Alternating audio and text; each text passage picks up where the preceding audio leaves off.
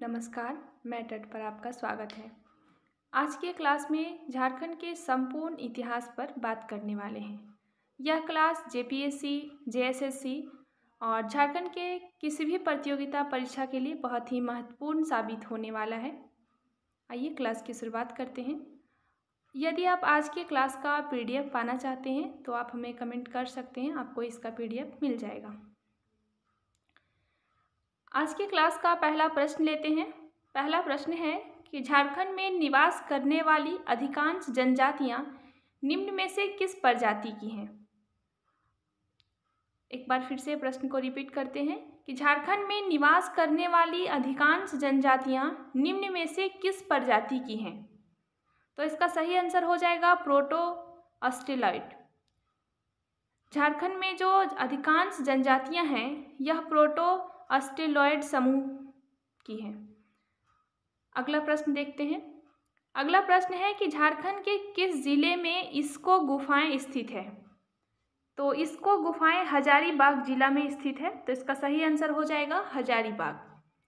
अगला प्रश्न है कि देहोंगी पूरा पाषाणकालीन स्थल किस जिले में स्थित है? तो देहोंगी पूरा पाषाणकालीन स्थल हजारीबाग जिले में स्थित है। अगला प्रश्न है कि निम्न में से किस पूरा पाषाणकालीन स्थल से चित्रकारी का नमूना मिला है? तो इसका सही आंसर हो जाएगा इस्को। और इस्को कहाँ है? तो हजारीबाग में है। इस्को की गुफाएं कहाँ है? हजारीबाग में। और क्वेश्चन पूछा है कि निम्न में से किस पूरा पाषाणकालीन स्थल से चित्रकारी का नमूना मिला है? तो इसका सही आंसर हो जाएगा इस्को। अगला प्रश्न है कि निम्न में से कौन सा पूरा पाषाणकालीन स्थल रामगढ़ जिले में है? तो इसका सही आंसर हो जाएगा कुसुमगढ़। कुसुमगढ़ का नाम आप लोग सुने होंगे, जो एक पूरा पाषाणकालीन स्थल है झारखंड में। यह रामगढ़ जिले में स्थित है। अगला प्रश्न है कि पूरा पाषाणकालीन स्थल एवं जिले से संबंधित निम्न में से कौन सा युग्म सही है? कह रहा है कि पूरा पाषाणकालीन स्थल एवं जिले से संबंधित निम्न में से कौन सा युग्म सही है? ऑप्शन ए दिया हुआ है बजना पलामू, ऑप्शन बी दिया हुआ है गढ़वा करसो, ऑप्शन सी दिया हुआ है रामगढ़ झाबर, ऑप्शन डी दिया हुआ है हजारीबाग मांडू। तो इसका सही आंसर है बजना पलामू। बजना पलामू पूरा पाषाणकालीन स्थल है जो कि पलामू जिले में स्थित है। बजना एक जगह है जो कि पूरा पाषाणकालीन स्थल के लिए फेमस है बजना, और यह पलामू में स्थित है। तो इसका सही आंसर हो जाएगा ऑप्शन नंबर ए। अगला प्रश्न है कि निम्न में से किस स्थल से प्रागैतिहासिक कालीन शैल चित्र एवं अनेक प्राकृतिक गुफाओं के प्रमाण मिले हैं? प्रश्न है कि निम्न में से किस स्थल से प्रागैतिहासिक कालीन शैल चित्र एवं अनेक प्राकृतिक गुफाओं के प्रमाण मिले हैं? तो इसका सही आंसर हो जाएगा भवनाथपुर। सही आंसर होगा भवनाथपुर, ऑप्शन सी। अगला प्रश्न है कि प्रागैतिहासिक कालीन शैल चित्रों पर निम्न में से किस पशु का चित्रण किया गया है? इसका सही आंसर हो जाएगा वैसा, ऑप्शन नंबर ए। अगला प्रश्न है कि निम्न में से किस स्थल से उत्खनन करने पर 8वीं सदी के लेख प्राप्त हुए हैं? तो एक 8वीं सदी का लेख है, दूध पानी से मिला है, दूध पानी अभिलेख। तो पूछता है इस क्वेश्चन कि निम्न में से किस स्थल से उत्खनन करने पर 8वीं सदी के लेख प्राप्त हुए हैं? तो दूध पानी में अभिलेख, दूध पानी जो है यहाँ क्या होता है कि उत्खनन करवाने से 8वीं सदी का लेख मिला है। तो इसका सही आंसर हो जाएगा दूध पानी। दूध पानी नवपाषाणकालीन स्थल, जो कि नवपाषाण काल से जुड़ा हुआ है दूध पानी। पूछता है किस जिले में स्थित है? तो दूध पानी हजारीबाग जिले में स्थित है।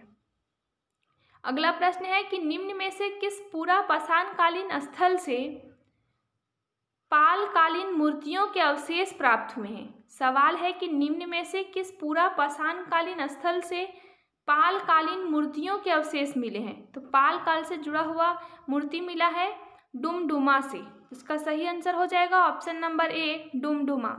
अगला प्रश्न है कि मुगल कालीन कुंपा का किला कहाँ स्थित है? मुगल कालीन कुंपा का किला कहाँ स्थित है? तो चतरा में स्थित है यह। तो इसका सही आंसर हो जाएगा चतरा। किस नवपाषाण कालीन स्थल से पत्थर निर्मित चाकू मिले हैं? अगला प्रश्न है कि किस नवपाषाण कालीन स्थल से पत्थर निर्मित चाकू मिले हैं? तो इसका सही आंसर हो जाएगा रारू नदी तट। किस नवपाषाण कालीन स्थल से पत्थर निर्मित चाकू मिला है? कहाँ से? तो रारू नदी के तट पर। अगला प्रश्न है कि चतरा जिले के किस प्रखंड से मेगालिथ संस्कृति के प्रमाण प्राप्त हुए हैं? चतरा जिले के किस प्रखंड से मेगालिथ संस्कृति के प्रमाण प्राप्त हुए हैं? तो इसका सही आंसर हो जाएगा गिद्धौर। कहाँ से? गिद्धौर से। अगला प्रश्न है कि निम्न में से किस स्थल से बौद्ध स्मारक के साक्ष्य प्राप्त हुए हैं? निम्न में से किस स्थल से बौद्ध स्मारक के साक्ष्य प्राप्त हुए हैं? ऑप्शन नंबर ए दिया हुआ है बुरुहातु, ऑप्शन नंबर बी दिया हुआ है नीमडी, ऑप्शन नंबर सी दिया हुआ है बोनगरा और ऑप्शन नंबर डी दिया हुआ है डालमी। इसका सही आंसर हो जाएगा डालमी। निम्न में से किस स्थल से बौद्ध स्मारक के साक्ष्य मिले हैं? तो डालमी से। आगे देखिएगा कि बुद्धपुर नवपाषाण कालीन स्थल वर्तमान में किस जिले में स्थित है? तो बुद्धपुर जो कि एक झारखंड का नवपाषाण कालीन स्थल है, यह वर्तमान में धनबाद जिले में स्थित है। अगला प्रश्न देखिएगा कि झारखंड के पठारी क्षेत्रों में आदि मानव के निवास के सबसे पुराने अवशेष किस काल से संबंधित हैं? झारखंड के पठारी क्षेत्रों में आदि मानव के निवास के सबसे पुराने अवशेष किस काल से संबंधित हैं? ऑप्शन नंबर ए दिया हुआ है पूर्वपाषाण काल, ऑप्शन नंबर बी नवपाषाण काल, ऑप्शन नंबर सी ताम्रपाषाण काल और ऑप्शन नंबर डी ऐतिहासिक काल। इसका सही आंसर हो जाएगा पूर्वपाषाण काल। झारखंड में आदि मानव के निवास के जो निवास का जो सबसे पुराना अवशेष मिला है वह पूर्वपाषाण काल का है। तो इसका सही आंसर हो जाएगा पूर्वपाषाण काल। अगला प्रश्न लेते हैं। आगे देखिएगा आप, झारखंड का साहित्यिक स्रोत से प्रश्न है। आज की क्लास में संपूर्ण इतिहास को देखेंगे। झारखंड के संपूर्ण इतिहास से जितने भी महत्वपूर्ण प्रश्न होंगे उन सारे प्रश्नों को आज की क्लास में देखने का प्रयास करेंगे। तो अभी साहित्यिक स्रोत देखेंगे, उसके बाद फिर अभी तो देख रहे थे पुरातात्विक स्रोत को, अब देखेंगे साहित्यिक स्रोत, फिर देखेंगे प्रागैतिहासिक काल में झारखंड। इस तरह करते हुए संपूर्ण झारखंड को देखने वाले हैं आज। तो देखिए साहित्यिक स्रोत से क्या क्या प्रश्न पूछा है। प्रश्न है कि वैदिक साहित्य में छोटा नागपुर क्षेत्र के लिए किस शब्द का प्रयोग किया गया है? तो वैदिक साहित्य में छोटा नागपुर क्षेत्र के लिए खूखरा शब्द का यूज हुआ है, खूखरा। तो इसका सही आंसर हो जाएगा ऑप्शन बी खूखरा। अगला प्रश्न है कि महाभारत के किस पर्व में छोटा नागपुर क्षेत्र के लिए पुंडरीक शब्द का वर्णन हुआ है? आप लोग जानते भी होंगे किस पर्व के लिए, तो दिग्विजय पर्व के लिए। महाभारत के किस पर्व के लिए छोटा नागपुर क्षेत्र के लिए, किस पर्व में छोटा नागपुर क्षेत्र के लिए पुंडरीक शब्द का वर्णन हुआ है? तो दिग्विजय पर्व में। तो इसका सही आंसर हो जाएगा ऑप्शन नंबर सी। अगला प्रश्न है कि महाभारत में झारखंड क्षेत्र को क्या कहा गया है? देखिए क्वेश्चन घुमा के पूछ सकता है कि महाभारत के किस पर्व में झारखंड का वर्णन हुआ है? तो दिग्विजय पर्व में। और दिग्विजय पर्व में झारखंड को क्या कहा गया है? तो पशु भूमि। तो इसका सही आंसर हो जाएगा ऑप्शन ए पशु भूमि। महाभारत में झारखंड क्षेत्र को क्या कहा गया है? पशु भूमि। अगला प्रश्न है कि निम्न में से किसने तारीख-ए-फिरोजशाही की रचना की? तो तारीख-ए-फिरोजशाही की रचना किसने की? तो शम्स-ए-सिराज अफीक ने तारीख-ए-फिरोजशाही की रचना की। किसने किया? तो शम्स-ए-सिराज अफीक ने। अगला प्रश्न है कि निम्न में से किसकी रचनाओं में झारखंड शब्द का उल्लेख एक पद में आया है? क्वेश्चन पूछता है कि निम्न में से किसकी रचनाओं में झारखंड शब्द का उल्लेख एक पद में आया है? तो कबीर दास के बारे में कबीर दास ने जो लिखा है झारखंड के बारे में वह एक पद में आया है। तो पूछता है कि निम्न में से किसकी रचनाओं में? तो कबीर दास की रचनाओं में। तो इसका सही आंसर हो जाएगा ऑप्शन ए। अगला प्रश्न है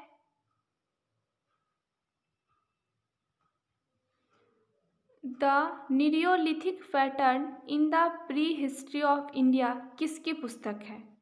प्रश्न है कि the Neolithic pattern in the pre history of India किसकी पुस्तक है? तो यह बॉरमैन की पुस्तक है। तो इसका सही आंसर हो जाएगा बॉरमैन। अगला प्रश्न है, निम्न में से किसकी पुस्तक से चेरो, खरवार एवं भूमिज आदि जनजातियों के बारे में उनके झारखंड आगमन तथा संस्कृति संबंधी जानकारी प्राप्त होती है? पूछता है कि निम्न में से किसकी पुस्तक से चेरो, खरवार एवं भूमिज आदि जनजातियों के बारे में उनके झारखंड आगमन तथा संस्कृति संबंधी जानकारी प्राप्त होती है? तो डी.एन. मजूमदार की पुस्तक से। किनकी पुस्तक से? डी.एन. मजूमदार की पुस्तक से। तो इसका सही आंसर हो जाएगा ऑप्शन डी। अगला प्रश्न है कि द कोल ऑफ छोटा नागपुर के लेखक कौन है?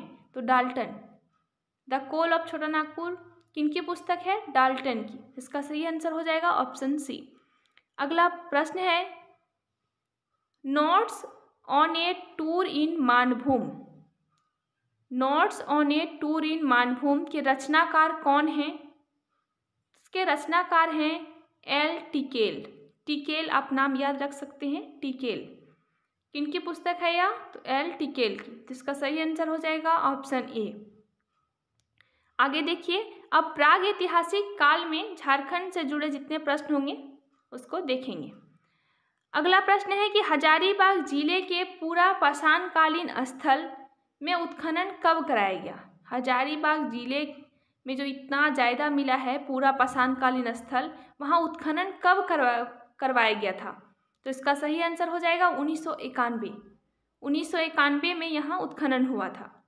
अगला प्रश्न है कि किस पूरा पाषाणकालीन स्थल से भूल भुलैया की आकृति, अंतरिक्ष, जहाज, नक्षत्र आदि के चित्र पाए गए हैं? किस पूरा पाषाणकालीन स्थल से भूल भुलैया की आकृति, अंतरिक्ष, जहाज, नक्षत्र आदि के चित्र पाए गए हैं? तो इसको से। और इसको कहाँ है? हजारीबाग में। तो इसको से क्या क्या मिले हैं? तो भूल भुलैया की आकृति, अंतरिक्ष, जहाज, नक्षत्र आदि के चित्र पाए गए हैं। अगला प्रश्न है कि निम्न में से कौन सा पूरा पाषाणकालीन स्थल चाईबासा में है? निम्न में से कौन सा पूरा पाषाणकालीन स्थल चाईबासा में है? तो दरगाम।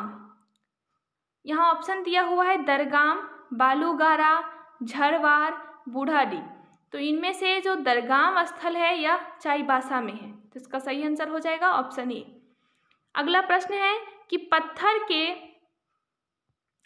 पत्थर के स्लेट नवपाषाणकालीन स्थल से मिले हैं, मतलब कहाँ से मिला है पत्थर के स्लेट? ऑप्शन ए दिया हुआ है चाकगढ़, ऑप्शन बी रहम, ऑप्शन सी बसिया, ऑप्शन डी लिखा हुआ है बुरजू। तो इसका सही आंसर हो जाएगा बुरजू। बुरजू से मिला है पत्थर के स्लेट। अगला प्रश्न है कि दरगामा गांव मतलब कि किस काल से जुड़ा हुआ है, किस कालीन स्थान है यह? पूरा पाषाण काल, मध्य पाषाण काल, नव पाषाण काल या ताम्र पाषाण काल? तो दरगामा गांव जो है वह नव पाषाण काल से जुड़ा हुआ है। अगला प्रश्न है कि किस ताम्र पाषाणकालीन स्थल से लोहे की आरी मिली है? पूछता है कि निम्न जो नीचे दिया हुआ है इनमें से कौन सा ऐसा ताम्र पाषाणकालीन स्थल है जहाँ से लोहे की आरी मिली है? तो लोहे की आरी बसिया से मिली है। तो इसका सही आंसर हो जाएगा ऑप्शन ए बसिया। अगला प्रश्न है कि निम्न में से किस जनजाति को झारखंड की प्राचीन जनजाति माना जाता है? तो झारखंड की प्राचीन जनजाति बिरहोर है। तो इसका सही आंसर हो जाएगा ऑप्शन ए बिरहोर। अगला प्रश्न है कि झारखंड के किस जनजाति के संबंध में माना गया है कि वह भवन निर्माण कला में निपुण थे? तो असुर जनजाति जो कि झारखंड की सबसे आदिम जनजाति है, ये भवन निर्माण कला में निपुण थे। तो इसका सही आंसर हो जाएगा ऑप्शन सी। अगला प्रश्न है कि खड़िया जनजाति की प्रथम बस्ती का प्रमाण किस नदी तट से मिलता है? तो खड़िया जनजाति की प्रथम बस्ती का प्रमाण दक्षिणी कोयल नदी के तट से मिला है, दक्षिणी कोयल नदी। अगला प्रश्न है जो कि रांची से निकलती है दक्षिणी कोयल नदी, इसी नदी के तट से खड़िया जनजाति की बस्ती का प्रथम प्रमाण मिलता है। अगला प्रश्न है कि झारखंड की किस जनजाति के संबंध में माना जाता है कि ये तिब्बत से आए थे? तो इसमें ऑप्शन दिया हुआ है मुंडा, उरांव, संथाल, हो। तो मुंडा जनजाति के बारे में ऐसा माना गया है कि ये तिब्बत से आए थे। अगला प्रश्न है कि मदरा मुंडा ने किसे मुंडा जनजाति का नेता नियुक्त किया था?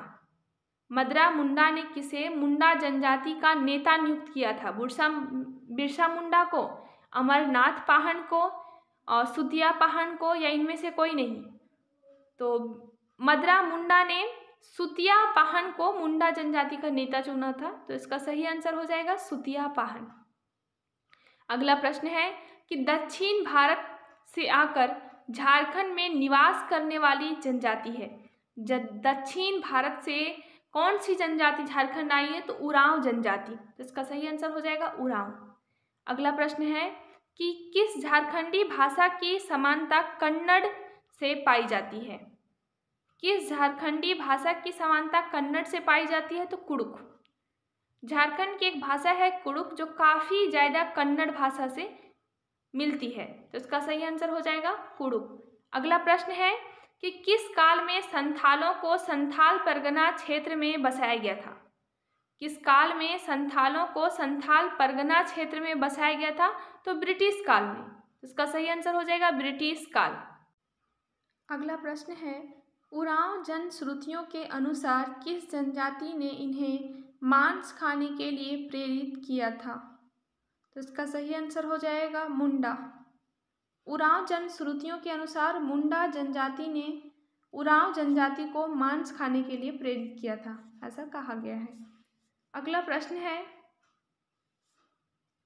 अमरनाथ दास की पुस्तक अमरकोश में चाईबासा शहर के लिए किस नाम का प्रयोग किया गया है? सवाल है कि अमरनाथ दास की पुस्तक अमरकोश में चाईबासा शहर के लिए किस नाम का प्रयोग किया गया है? तो श्रीवास का प्रयोग हुआ है चाईबासा के लिए अमरकोश में। इसका सही आंसर हो जाएगा श्रीवास। अगला प्रश्न है कि ऐत्रेय ब्राह्मण के अनुसार वैदिक काल में मगध क्षेत्र में इनमें से कौन सी जनजाति निवास करती थी? तो ऐत्रेय ब्राह्मण के अनुसार वैदिक काल में मगध क्षेत्र में सबर जनजाति निवास करती थी। निम्न में जो 4 दिया हुआ है इनमें से सबर जनजाति मगध क्षेत्र में निवास करती थी। ऑप्शन दिया हुआ था संथाल, खड़िया, बिरजिया, सबर। तो इसका सही आंसर हो जाएगा सबर। अगला प्रश्न है कि निम्न में से किसने अपनी पुस्तक में गौतम बुद्ध की जन्मभूमि झारखंड बताई है? निम्न में से किसने अपनी पुस्तक में गौतम बुद्ध की जन्मभूमि झारखंड बताई है? तो डॉक्टर वीरोत्तम ने। डॉक्टर वीरोत्तम ने अपनी पुस्तक में गौतम बुद्ध की जन्मभूमि झारखंड बताई है। अगला प्रश्न है कि झारखंड इतिहास एवं संस्कृति पुस्तक के लेखक कौन है? झारखंड इतिहास एवं संस्कृति पुस्तक के लेखक कौन है? तो डॉक्टर वीरोत्तम। तो इसका सही आंसर हो जाएगा डॉक्टर वीरोत्तम। अगला प्रश्न है कि निम्न में से किसने पाकवीरा में बौद्ध खंडहर की खोज की थी? निम्न में से किसने पाकवीरा में बौद्ध खंडहर की खोज की थी? तो इसका सही आंसर हो जाएगा आर.सी. बोकन। किसने? आर.सी. बोकन ने। अगला प्रश्न है कि खूंटी जिले के किस गांव में बौद्ध विहार का अवशेष प्राप्त हुआ है?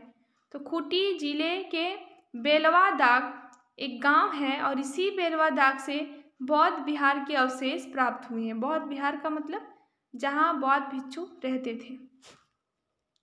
अगला प्रश्न है कि राजमहल क्षेत्र स्थित कांकजोल से बुद्ध की मूर्तियों की खोज किसने की थी? तो कनिंघम ने।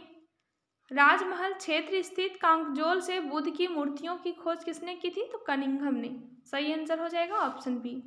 अगला प्रश्न है कि निम्न में से किस राजवंश के सिक्के रांची के आसपास के क्षेत्र से प्राप्त हुए हैं? तो कुषाण कालीन सिक्के। इसका सही आंसर हो जाएगा कुषाण कालीन सिक्के। अगला प्रश्न है कि किस सदी की बुद्ध की मूर्तियां भद्रकाली परिसर से प्राप्त हुई हैं? किस सदी की बुद्ध की मूर्तियां भद्रकाली मंदिर परिसर से प्राप्त हुई हैं? तो 7वीं सदी की मूर्तियां। तो सही आंसर होगा ऑप्शन बी। अगला प्रश्न है कि कसाई और दामोदर नदी घाटी क्षेत्र से किस धर्म के प्रसार के साक्ष्य मिलते हैं?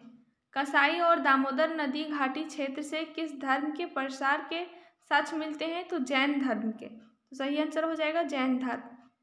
अगला प्रश्न है कि निम्न में से कौन सा एक प्रसिद्ध जैन स्थल है? तो पवनपुर।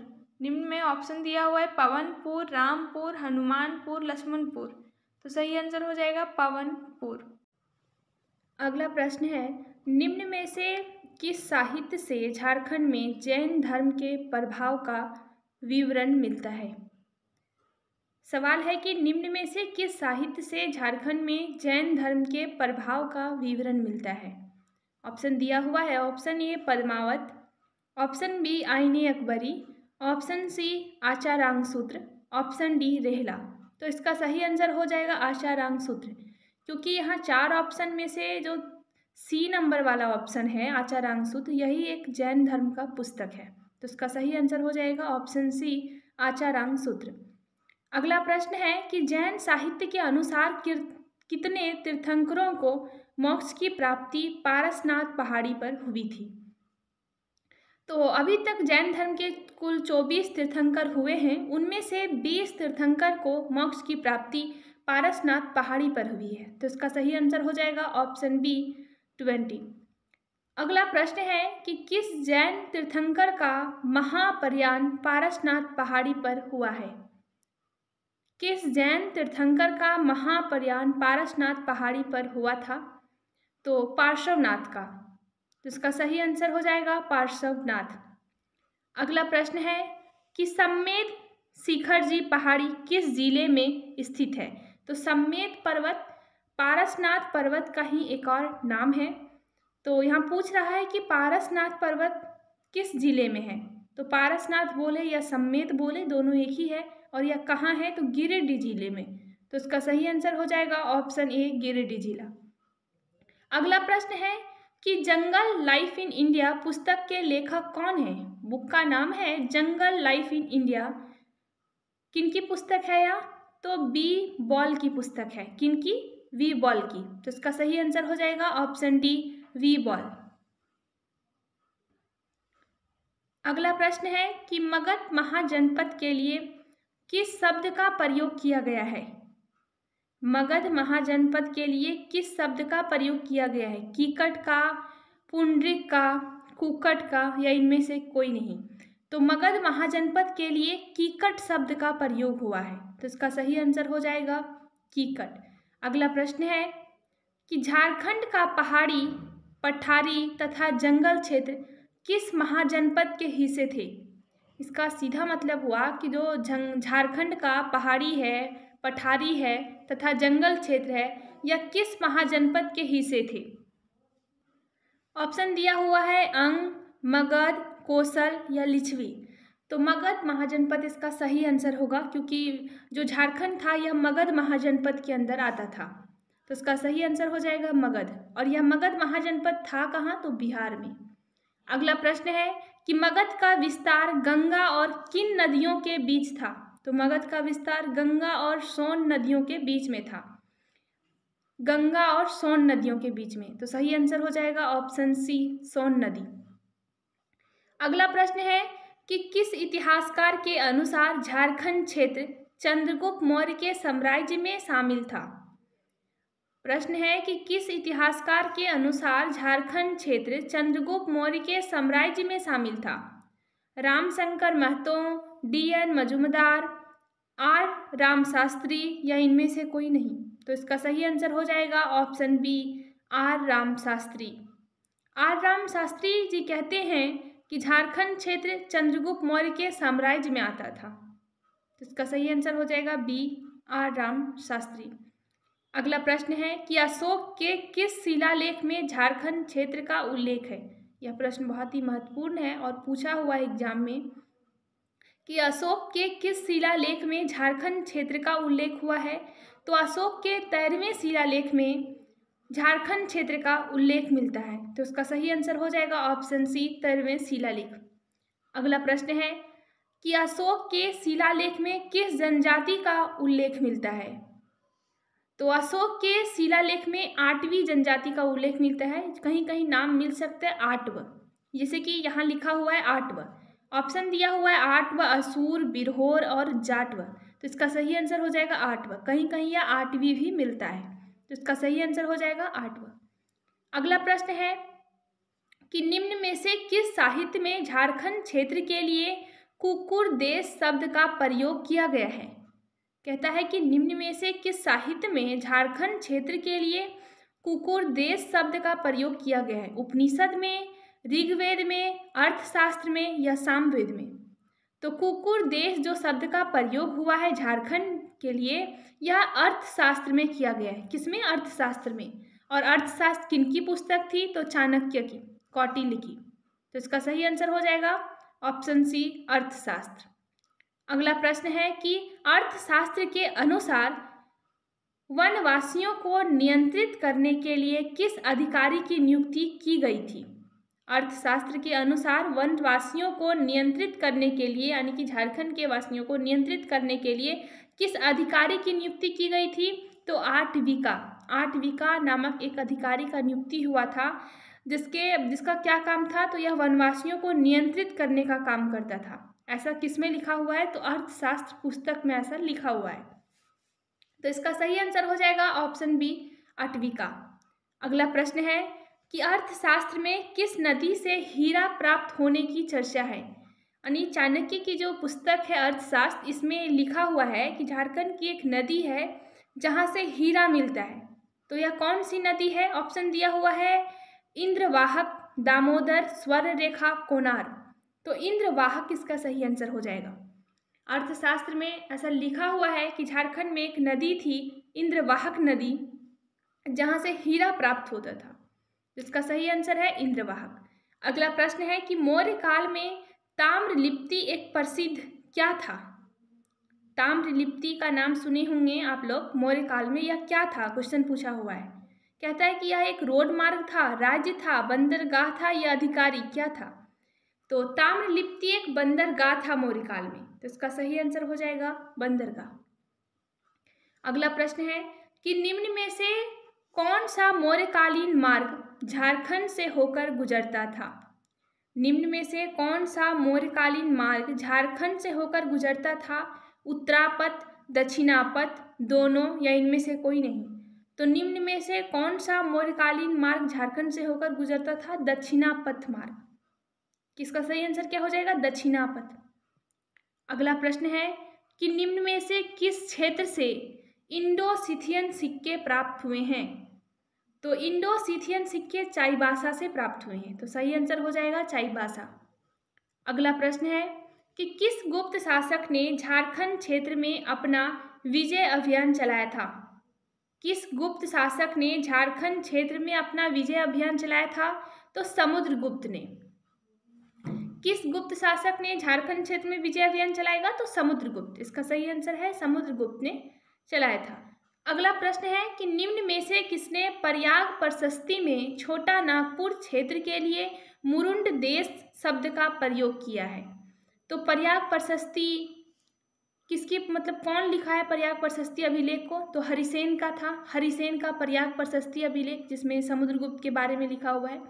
तो यह अभिलेख लिखा कौन? हरिसेन ने। तो मुरुंड देश शब्द का प्रयोग कौन करेगा? हरिसेन। तो इसका सही आंसर हो जाएगा ऑप्शन ए, हरिसेन। अगला प्रश्न है कि वैनसांग के अनुसार किसने पूरे झारखंड प्रदेश पर अपना आधिपत्य स्थापित कर लिया था। कुमारगुप्त ने, सासांक ने, शिशुनाग ने या देवपाल ने। तो सासांक। किसका सही आंसर हो जाएगा? सासांक। अगला प्रश्न है कि सासांक किस धर्म का अनुयायी था। जैन धर्म, बौद्ध धर्म, शैव धर्म या वैष्णव धर्म। तो सासांक शैव धर्म का अनुयायी था। तो इसका सही आंसर हो जाएगा शैव धर्म, ऑप्शन सी। अगला प्रश्न है कि निम्न में से किस राजवंश ने झारखंड क्षेत्र पर आक्रमण नहीं किया था। निम्न में से किस राजवंश ने झारखंड क्षेत्र पर आक्रमण नहीं किया था। गुर्जर प्रतिहार, राष्ट्रकूट, पाल या सातवाहन। तो सातवाहन। सातवाहनों ने कभी भी झारखंड क्षेत्र पर आक्रमण नहीं किया। तो इसका सही आंसर हो जाएगा सातवाहन। अगला प्रश्न है कि रक्सेल राजवंश की स्थापना किस जिले में हुई थी। आप लोग पढ़े होंगे कि झारखंड में एक राजवंश था, रक्सेल राजवंश। तो यह कहाँ का राजवंश था? तो इसका सही आंसर होगा पलामू। पलामू में चल रहा था रक्सेलों का शासन, यानी कि रक्सेल राजवंश। तो इसका सही आंसर पलामू होगा। अगला प्रश्न है कि क्योंझोर राजवंश क्योंझौर राजवंश किस क्षेत्र से संबंधित था? तो यह सिंहभूम क्षेत्र से जुड़ा हुआ था, तो इसका सही आंसर हो जाएगा सिंहभूम। अगला प्रश्न है कि किस राजवंश की स्थापना छोटा नागपुर खास क्षेत्र में हुई थी? तो छोटा नागपुर खास में शासन चल रहा था नागवंशियों का, तो यहाँ किस राजवंश की स्थापना होगी? नागवंश का, तो सही आंसर हो जाएगा नागवंश। अगला प्रश्न है कि सर्वप्रथम किसके नेतृत्व में मुंडा राज्य की स्थापना हुई? सर्वप्रथम किसके नेतृत्व में मुंडा राज्य की स्थापना हुई? ऑप्शन दिया हुआ है रीता मुंडा, सुतिया पाहन, बिरसा मुंडा, इनमें से कोई नहीं। इसका सही आंसर हो जाएगा रीता मुंडा। अगला प्रश्न है कि सुतिया नागखंड राज्य कितने गढ़ों में विभक्त था? तो सुतिया नागखंड राज्य जो था यह 7 गढ़ों में विभाजित था। कितने गढ़ में? 7 गढ़ में। अगला प्रश्न है कि निम्न में से कौन सुतिया नागखंड का एक गढ़ नहीं था? कहता है जो 7 गढ़ था इसमें एक हजारीबाग, पालूनगढ़, मानगढ़ या पलामूगढ़। तो जो 7 गढ़ था, सुतिया नागखंड जो राज्य था यह 7 गढ़ों में विभक्त था। उनमें हजारीबाग भी आता था, पालूनगढ़ भी आता था, मानगढ़ भी आता था, लेकिन पलामूगढ़ नहीं था। पलामूगढ़ की जगह क्या था? पालूनगढ़। तो इसका कौन पूछता है कि इनमें से कौन सा गढ़ नहीं था? तो पलामूगढ़ नहीं होगा, यानी कि ऑप्शन डी इसमें सही है। अगला प्रश्न है कि निम्न में से कौन सुतिया नागखंड का एक गढ़ था? ऑप्शन सुनिएगा, सुरगुगगढ़, सोनारगढ़, सूरजगढ़, रामगढ़। कहता है कौन सा एक गढ़ था? तो सूरजगढ़ था ही नहीं, रामगढ़ भी नहीं था, क्योंकि उस समय रामगढ़ हजारीबाग में आता था तो इसका नाम ही था हजारीबाग। एक सोनारगढ़, ये भी नहीं था। एक नाम दिया हुआ है ऑप्शन ए में कि सुरगुगगढ़, तो इसका सही आंसर हो जाएगा ऑप्शन ए, सुरगुगगढ़ इसका सही आंसर होगा। अगला प्रश्न है कि सुतिया पाहन ने अपने 7 गढ़ों को कितने परगना में विभाजित किया था? तो सुतिया पाहन ने अपने जो इसका राज्य था यह 7 गढ़ों में विभाग था, और यह 7 गढ़ को कितने परगनों में बांटा था इसने? तो 21 परगना में, 21। तो सही आंसर हो जाएगा 21 परगना। अगला प्रश्न है कि निम्न में से कौन सुतिया नागखंड का एक परगना नहीं था? खुखरा, बिरना, लचरा या बुधपुर। तो खुखरा इसमें सही आंसर है, क्योंकि सुतिया नागखंड का ही एक परगना था, बिरना भी इसका एक परगना था, लचरा भी परगना था, बुधपुर इसका कोई परगना नहीं था। तो इसका सही आंसर हो जाएगा बुधपुर। अगला प्रश्न है कि फनी मुकुट राय ने किस राजवंश की स्थापना की थी? तो फनी मुकुट राय ने नागवंश की स्थापना की थी। इसका सही आंसर हो जाएगा नागवंश। पूछता है कि नागवंश की स्थापना किसने की? तो फनी मुकुट राय ने। अगला प्रश्न है कि निम्न में से किस क्षेत्र पर नागवंशी शासक का आधिपत्य नहीं था? रामगढ़ पर, गोला पर, पलानी पर या गढ़वा पर। तो रामगढ़ में इसका शासन था, गोला पर भी था, पलानी में भी था, गढ़वा में नागवंशी शासक का आधिपत्य नहीं था, क्योंकि गढ़वा और पलामू क्षेत्रों में रक्सेल का शासन चल रहा था। अगला प्रश्न होगा कि दर्पनाथ शाह ने किस गवर्नर जनरल को नागवंश की स्थापना की सूचना दी थी? दर्पनाथ शाह ने किस गवर्नर जनरल को नागवंश की स्थापना की सूचना दी थी? तो लॉर्ड कॉर्नवालिस को। किसको? लॉर्ड कॉर्नवालिस को। तो इसका सही आंसर हो जाएगा ऑप्शन ए। अगला प्रश्न है कि नागवंशी शासक फनी मुकुट राय की राजधानी कहाँ थी? तो नागवंशी शासक फनी मुकुट राय की राजधानी सुतियाम्बे थी। तो इसका सही आंसर हो जाएगा सुतियाम्बे। अगला प्रश्न है कि नागवंशी शासकों ने अपने राज्य को कितने परगनों में विभाजित किया था? नागवंशी शासकों ने अपने राज्य को कितने परगना में विभाजित किया था? तो 66 परगना में। नागवंशी शासक के बारे में जैसे ही पूछेगा कि इन्होंने अपने राज्य को कितना परगना में बांटा, तो 66 परगना। अगला प्रश्न होगा कि निम्न में से कितने नागवंशावली तैयार थी? निम्न में से किसने नागवंशावली तैयार की थी? कहता है किसने नागवंशावली तैयार की थी? बेनीराम मेहता ने, आर राम शास्त्री ने, डॉल्टन ने या फादर गोस्नर ने। तो नागवंशावली किसने तैयार की थी? बेनीराम मेहता ने। तो इसका सही आंसर हो जाएगा बेनीराम मेहता। अगला प्रश्न है कि कौन नागवंशी शासक सुतियांबे से राजधानी बदलकर चुटिया ले गया था? तो सुतियांबे से राजधानी बदलकर चुटिया ले जाने वाला नागवंशी शासक प्रताप रॉय थे। कौन? प्रताप रॉय। अगला प्रश्न है कि नागवंशी शासकों ने निम्न में से कौन सी उपाधि धारण की थी? तो नागवंशी शासकों ने कर्ण की उपाधि धारण की थी। नागवंशी शासकों ने निम्न में से कौन सी उपाधि धारण की थी? कर्ण का, सूर्यवंशी का, महाराज धीराज का, या इनमें से कोई नहीं? तो नागवंशी शासकों ने कर्ण की उपाधि धारण की थी। अगला प्रश्न है कि तुर्क शासक बख्तियार खिलजी के आक्रमण के भय से किसने राजधानी परिवर्तित की थी? तुर्क शासक बख्तियार खिलजी के आक्रमण के भय से किसने राजधानी परिवर्तन की थी? तो भीमकर्ण ने, गोपाल रॉय ने, मेदिनी रॉय ने, या गंधर्व रॉय ने? तो भीमकर्ण ने। इन्होंने ही कर्ण का उपाधि लिया था और इसने ही बख्तियार खिलजी के डर से अपना राजधानी बदल लिया। तो इसका सही आंसर हो जाएगा भीमकर्ण। अगला प्रश्न है कि निम्न में से कौन सा वंश राजपूत वंश था? रक्सेल वंश, चेरो वंश, मान वंश, या इनमें से कोई नहीं? तो निम्न में से कौन सा वंश राजपूत वंश था? तो रक्सेल वंश, यह एक राजपूत वंश था। अगला प्रश्न है कि पलामू क्षेत्र में पहुंचने पर रक्सेल वंश कितनी शाखाओं में विभाजित हो गया? तो पलामू क्षेत्र में पहुंचने पर रक्सेल वंश 2 शाखाओं में बट गया था। अगला प्रश्न है कि कुंडेलवा में किस वंश का शासन था? तो कुंडेलवा में रक्सेल वंश का ही शासन चल रहा था। और रक्सेल वंश की कितनी शाखाएं थी? 2, और यह एक राजपूत वंश था और कुंडेलवा में भी इन्हीं का शासन चल रहा था। अगला प्रश्न है कि पलामू के जपला क्षेत्र में किस वंश ने अपना शासन स्थापित किया था? तो पलामू के जपला क्षेत्र में चेरो वंश का शासन चल रहा था, चेरो खरवार वंश का। तो इसका सही आंसर हो जाएगा चेरो खरवार वंश। इसी पलामू के इलाके पर रक्सेल का भी शासन चल रहा था और फिर यहीं चेरो का भी शासन चल रहा है पलामू के जपला क्षेत्र में। चेरो खरवार जनजाति का सबसे प्रतापी शासक कौन था?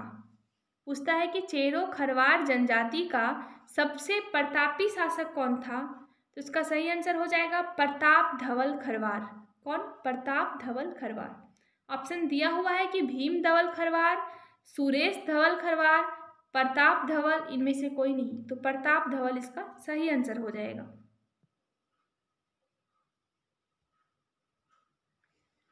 अगला प्रश्न है कि तिलेत, ताराचंडी एवं फुलवारी शिलालेख किस वंश से संबंधित है? रक्सेल वंश से, मान वंश से, चेरो खरवार वंश से, या पंचेत वंश से?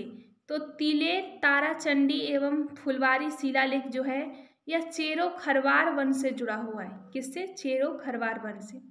अगला प्रश्न है कि दक्षिण भारत से पलामू क्षेत्र में उरांव जनजाति के साथ किस जनजाति ने प्रवेश किया था? कह रहा है कि दक्षिण भारत से पलामू क्षेत्र में उरांव जनजाति के साथ किस जनजाति ने प्रवेश किया था? ऑप्शन दिया हुआ है बिरजिया, गोंड, खोंड, या मार जनजाति। तो मार जनजाति जो था यह उरांव जनजाति के साथ ही झारखंड में प्रवेश किया था। अगला प्रश्न है कि हजारीबाग और सिंहभूम क्षेत्र पर किस वंश द्वारा शासन किया गया? रक्सेल वंश, नाग वंश, चेरो खरवार वंश, मान वंश। आप सब जानते हैं कि रक्सेल वंश पलामू में था, चेरो खरवार वंश भी वही पलामू एक क्षेत्र था, नाग वंश छोटा नागपुर खास था। तो मान वंश का शासन कहाँ चल रहा था? हजारीबाग और सिंहभूम क्षेत्र पर। तो इसका सही आंसर हो जाएगा मान वंश। अगला प्रश्न है कि मान वंश की राजधानी का स्रोत गोविंदपुर, जो कि धनबाद का एक शिलालेख है, धनबाद का गोविंदपुर शिलालेख था, जो कवि द्वारा लिखित था। यानी कि किस कवि द्वारा लिखित था? इसका सीधा आंसर है कि गोविंदपुर, धनबाद का गोविंदपुर का शिलालेख जो कि मान वंश की जानकारी का स्रोत है, यह किस कवि द्वारा लिखित था? मतलब कि गोविंदपुर का शिलालेख को किसने लिखा? तो इसका सही आंसर होगा गंगाधर ने। गोविंदपुर का जो शिलालेख है यह गंगाधर के द्वारा लिखवाया गया था, जो एक कवि थे। अगला प्रश्न है कि किस जनजाति ने मान वंश राजाओं के अत्याचार से पंचेत्र क्षेत्र में पलायन किया था? कह रहा है कि किस जनजाति ने मान वंश राजाओं के अत्याचार से पंचेत क्षेत्र में पलायन किया था? तो सबर जनजाति ने। इसका सही आंसर हो जाएगा सबर। अगला प्रश्न है कि बागदेव सिंह ने किस राज्य की स्थापना की थी? तो बागदेव सिंह ने रामगढ़ राज्य की स्थापना की। किस राज्य की? रामगढ़ राज्य की। अगला प्रश्न है कि किस राज्य के शासक के संबंध में कहा जाता है कि वे पहले नागवंशी राजाओं के सामंत थे? रामगढ़ राज्य के बारे में ऐसा कहा जाता है। कहता है कि किस राज्य के शासक के संबंध में कहा जाता है कि वे पहले नागवंशी राजाओं के सामंत थे? तो रामगढ़ राज्य के बारे में, क्योंकि शुरुआत में रामगढ़ राज्य नागवंशी राजाओं के साथ ही थे, वह उनका सामंत हुआ करते थे, लेकिन बाद में अलग हो गए। तो इसका सही आंसर है ऑप्शन ए। अगला प्रश्न है कि रामगढ़ राज्य की राजधानी कहाँ थी? पंचेत, इसको, रहम या सीसिया? तो रामगढ़ राज्य की राजधानी सीसिया थी। तो इसका सही आंसर हो जाएगा सीसिया। अगला प्रश्न है कि हजारीबाग और गया के बीच 15वीं सदी में किस राज्य की स्थापना हुई थी? तो हजारीबाग और गया के बीच 15वीं सदी में खड़गडीहा राजवंश की स्थापना हुई थी। किसकी? खड़गडीहा राजवंश की। अगला प्रश्न है कि खड़गडीहा राज्य का संस्थापक किसे माना जाता है? तो हंसराज देव को। किसे? हंसराज देव को। अगला प्रश्न है कि पंचेत राज्य किस क्षेत्र में स्थापित हुआ था? तो पंचेत राज्य जो था झारखंड में, यह मानभूम क्षेत्र में स्थापित हुआ था। किस क्षेत्र में? मानभूम। मानभूम किसे कहा जाता है? तो हजारीबाग और धनबाद वाला जो क्षेत्र था, इसी को मानभूम कहा जाता था। तो पंचेत राज्य की स्थापना मानभूम क्षेत्र में हुआ था। अगला प्रश्न है कि निम्न में से किस राजा का संबंध पंचेत राज्य से था? ऑप्शन दिया हुआ है कि निम्न में से किस राजा का संबंध पंचेत राज्य से था? ऑप्शन ए लिखा हुआ है अमित लाल, ऑप्शन बी लिखा हुआ है अनीत लाल, ऑप्शन सी सुनीत लाल और ऑप्शन डी मोहित लाल। तो इनमें से जो ऑप्शन बी में लिखा हुआ है अनीत लाल, इनका संबंध पंचेत राज्य से था। किस राजा का संबंध पंचेत राज्य से था? तो अनीत लाल से। ध्यान रखिएगा, अमित नहीं है, अनीत लाल है। अगला प्रश्न है कि पंचेत राज्य का चिन्ह क्या था? यहाँ ऑप्शन दिया हुआ है कपिला गाय की पूंछ, शेर, बाघ, घोड़ा। तो पंचेत राज्य का जो चिन्ह था वह कपिला गाय की पूंछ था। क्या था चिन्ह? कपिला गाय की पूंछ। तो इसका सही आंसर हो जाएगा ऑप्शन ए। अगला प्रश्न है कि निम्न में से किस स्थान पर सिंह वंश का प्रभुत्व था? निम्न में से किस स्थान पर सिंह वंश का प्रभुत्व था? तो सिंहभूम। किस स्थान पर? सिंहभूम क्षेत्र में सिंह वंश का शासन चल रहा था। अगला प्रश्न है कि निम्न में से किसने सिंहभूम को पोढ़ाट के सिंह राजाओं की भूमि कहा था? कह रहा है कि निम्न में से किसने सिंहभूम को पोढ़ाट के सिंह राजाओं की भूमि कहा था? ऑप्शन दिया हुआ है John Dalton, W Hunter, Cunningham और डीएन मजूमदार। तो इसका सही आंसर हो जाएगा डब्ल्यू हंटर। इनका कहना था, इन्होंने कहा था कि सिंहभूम क्या है? कि पोढ़ाट के सिंह राजाओं की भूमि है सिंहभूम। अगला प्रश्न है कि सिंहभूम, सरायकेला खरसावां अगला प्रश्न है Singhbhum, Saraikela Kharsawan through the ages पुस्तक के लेखक कौन हैं? तो इसके लेखक हैं नारायण सिंह। इसका सही आंसर हो जाएगा ऑप्शन बी नारायण सिंह। अगला प्रश्न है कि पोढ़ाट राज्य के संस्थापक कौन थे? तो पोढ़ाट राज्य के संस्थापक काशीनाथ सिंह थे। कौन? काशीनाथ सिंह। अगला प्रश्न है कि किस सिंह वंशीय शासक ने पोरा देवी को अपने राज्य की अधिष्ठात्री देवी के रूप में स्थापित किया था? किस सिंह वंशीय शासक ने पोरा देवी को अपने राज्य की अधिष्ठात्री देवी के रूप में स्थापित किया था? इसका आंसर हो जाएगा अच्युत सिंह ने। अगला प्रश्न है कि किस सिंह वंशीय शासक के अत्याचार के फलस्वरूप भुइयां विद्रोह शुरू हुआ था? जो भूया विद्रोह शुरू हुआ था यह किस सिंहवंशीय शासक के अत्याचार के फलस्वरूप हुआ था? तो जगन्नाथ सिंह। किसके अत्याचार के फलस्वरूप हुआ था यह विद्रोह? तो जगन्नाथ सिंह के अत्याचार के फलस्वरूप। अगला प्रश्न है कि निम्न में से किस राजवंश को नरबली प्रथा का समर्थक माना जाता है? निम्न में से किस राजवंश को नरबली प्रथा का समर्थक माना जाता है? तो ढाल वंश। किस राजवंश को? ढाल राजवंश को। अगला प्रश्न है कि किसके अनुसार ढाल वंश की स्थापना ब्राह्मण कन्या से उत्पन्न बालक द्वारा की गई थी? कह रहा है किसके अनुसार ढाल वंश की स्थापना ब्राह्मण कन्या से उत्पन्न बालक द्वारा की गई थी? तो बेंगलर। ऐसा कौन कहते हैं? बेंगलर ऐसा कहते हैं। अगला प्रश्न है कि इल्तुतमिश एवं बलबन के शासनकाल में छोटा नागपुर खास क्षेत्र का शासक कौन था? तो इल्तुतमिश एवं बलबन के शासनकाल में छोटा नागपुर खास क्षेत्र का शासक हरिकर्ण था। कौन था? हरिकर्ण। अगला प्रश्न है कि अलाउद्दीन खिलजी के सेनापति ने 1310 ईस्वी में छोटा नागपुर पर आक्रमण कर वसूली की थी। कह रहा है कि अलाउद्दीन खिलजी के कौन से ऐसे सेनापति थे जिन्होंने 1310 ईस्वी में छोटा नागपुर पर आक्रमण किया और यहाँ से कर वसूली किया? तो छज्जू मलिक ने। अलाउद्दीन खिलजी का एक सेनापति था छज्जू मलिक, इसने 1310 ईस्वी में छोटा नागपुर पर आक्रमण किया था। अगला प्रश्न है कि किस वंश के संथाल सरदारों को हराकर बीघा के किले पर अधिकार किया था? किस वंश ने, कह रहा है कौन सा ऐसा वंश था जिसने संथाल सरदारों को हराकर बीघा के किले पर अधिकार कर लिया? तो तुगलक वंश के द्वारा ऐसा किया गया था। तो क्या हो जाएगा इसका सही आंसर? तुगलक वंश। अगला प्रश्न है कि निम्न में से किसने सतगांव को राजधानी बनाया था? तो सतगांव को राजधानी किसने बनाया था? फिरोज शाह तुगलक ने, जो कि तुगलक वंश का एक राजा था। अगला प्रश्न है कि सूर्य वंश की स्थापना गंग वंश के मंत्री ने की थी। कह रहा है कि सूर्य वंश की स्थापना गंग वंश के किस मंत्री ने की थी? तो कपिलेंद्र के द्वारा इस वंश का स्थापना किया गया था। किसके द्वारा? कपिलेंद्र के द्वारा। अगला प्रश्न है कि कोराम्बे में किन दो राजवंशों के बीच भीषण युद्ध हुआ था?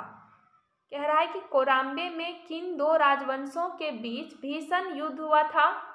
सिंह वंश और रक्सेल वंश के बीच, रक्सेल वंश और नाग वंश के बीच, सिंह वंश नाग वंश, सिंह वंश मान वंश। तो रक्सेल और नाग वंश के बीच युद्ध हुआ था कोराम्बे में। तो इसका सही आंसर हो जाएगा रक्सेल वंश एवं नाग वंश। अगला प्रश्न है कि निम्न में से किसे झारखंड का हल्दी घाटी कहा जाता है? तो झारखंड का हल्दी घाटी इसी कोराम्बे को कहा जाता है। तो इसका सही आंसर हो जाएगा कोराम्बे। अगला प्रश्न है कि चैतन्य चरितामृत के रचनाकार कौन थे? तो चैतन्य चरितामृत के रचनाकार कृष्णा दास थे। कौन? कृष्णा दास। अगला प्रश्न है कि किसका उल्लेख चैतन्य चरितामृत में मिलता है? किसका उल्लेख? तो कोराम्बे का उल्लेख मिलता है चैतन्य चरितामृत में। अगला प्रश्न है कि मुगल काल के समय पलामू में किसका शासन था? तो मुगल काल के समय पलामू में रक्सेल वंश का शासन चल रहा था। अगला प्रश्न है कि the Nagvanshi and the Cheros किसकी पुस्तक है? The Nagvanshi and the Cheros किसकी पुस्तक है? तो वी वीरोत्तम की पुस्तक है। किनकी? वी वीरोत्तम। अगला प्रश्न है कि वी वीरोत्तम ने चेरो वंश का संस्थापक किसे माना है? तो भगवत रॉय को। किसे? भगवत रॉय को। वी वीरोत्तम का मानना है कि चेरो वंश का जो संस्थापक था यह भगवत राय था। अगला प्रश्न है कि शेर शाह ने किसे पराजित कर राजमहल क्षेत्र पर अधिकार किया था? तो हुमायूं को पराजित कर। ऑप्शन दिया हुआ है भीमकर्ण, मेदिनी राय, इब्राहिम शाह, हुमायूं। तो हुमायूं को पराजित कर उसने राजमहल क्षेत्र पर अधिकार कर लिया था। अगला प्रश्न है कि चेरो वंश का सबसे प्रसिद्ध राजा कौन था? तो चेरो वंश का सबसे प्रसिद्ध राजा मेदिनी रॉय थे। कौन? मेदिनी रॉय। अगला प्रश्न है टकोराई की लड़ाई किसके बीच हुई थी? टकोराई की लड़ाई किसके बीच हुई थी? शेरशाह हुमायूं के बीच, महारत चेरो और शेर खां के बीच, शेरशाह और मेदिनी रॉय के बीच, या अब्दुल रहीम खान ए खाना और जुनैद करनानी के बीच? तो यह जो युद्ध हुआ था टकोराई की लड़ाई, यह अब्दुल रहीम खान ए खाना और जुनैद के बीच हुआ था। किन के बीच? जुनैद और अब्दुल रहीम खान ए खाना के बीच। अगला प्रश्न है कि मुगल आक्रमण के समय नाग वंश का शासक कौन था? इसका सही आंसर होगा मधुकर शाह। अगला प्रश्न है कि कौन मुगल अधीनता स्वीकार कर मान वंश के अंगरक्षक दल में शामिल हो गया था? तो रणजीत सिंह ने। अगला प्रश्न है कि चेरो राज्य पर नियंत्रण स्थापित करने के लिए अकबर ने किसके नेतृत्व में सेना भेजी थी?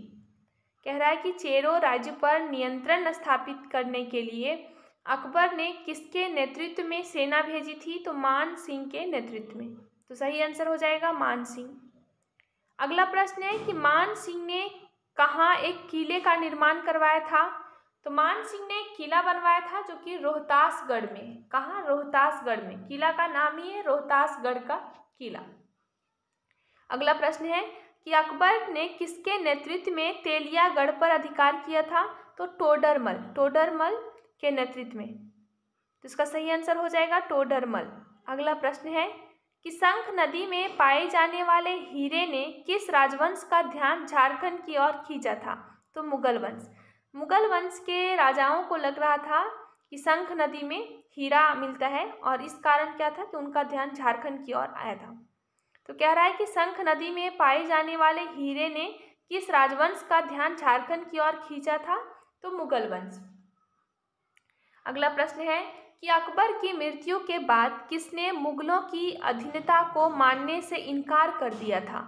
तो अकबर की मृत्यु के बाद दुर्जन साल ने मुगलों की अधीनता को मानने से इनकार कर दिया।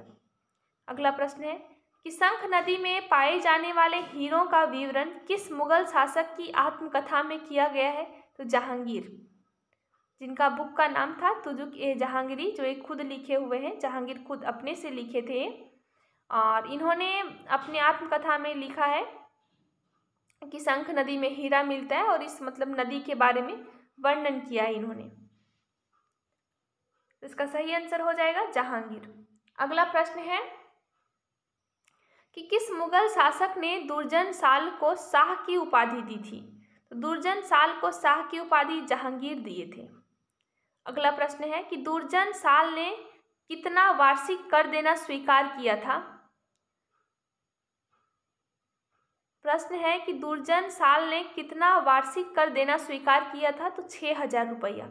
यहाँ हुआ क्या कि जब मुगल शासक अकबर की मौत हो जाती है तब दुर्जन साल कहता है कि हम अब मुगल शासक के अधीन नहीं है, यह स्वतंत्र हो जाता है। इस स्थिति में जहांगीर इनको कैद कर लेता है फिर से दुर्जन साल को, लेकिन दुर्जन साल जब कर देना स्वीकार कर लेता है तो फिर इसको क्या होता है कि छोड़ दिया जाता है। 6,000 रुपये इस पर लगाया जाता है कर, इसको वार्षिक कर देना होता है और फिर इसे छोड़ दिया जाता है।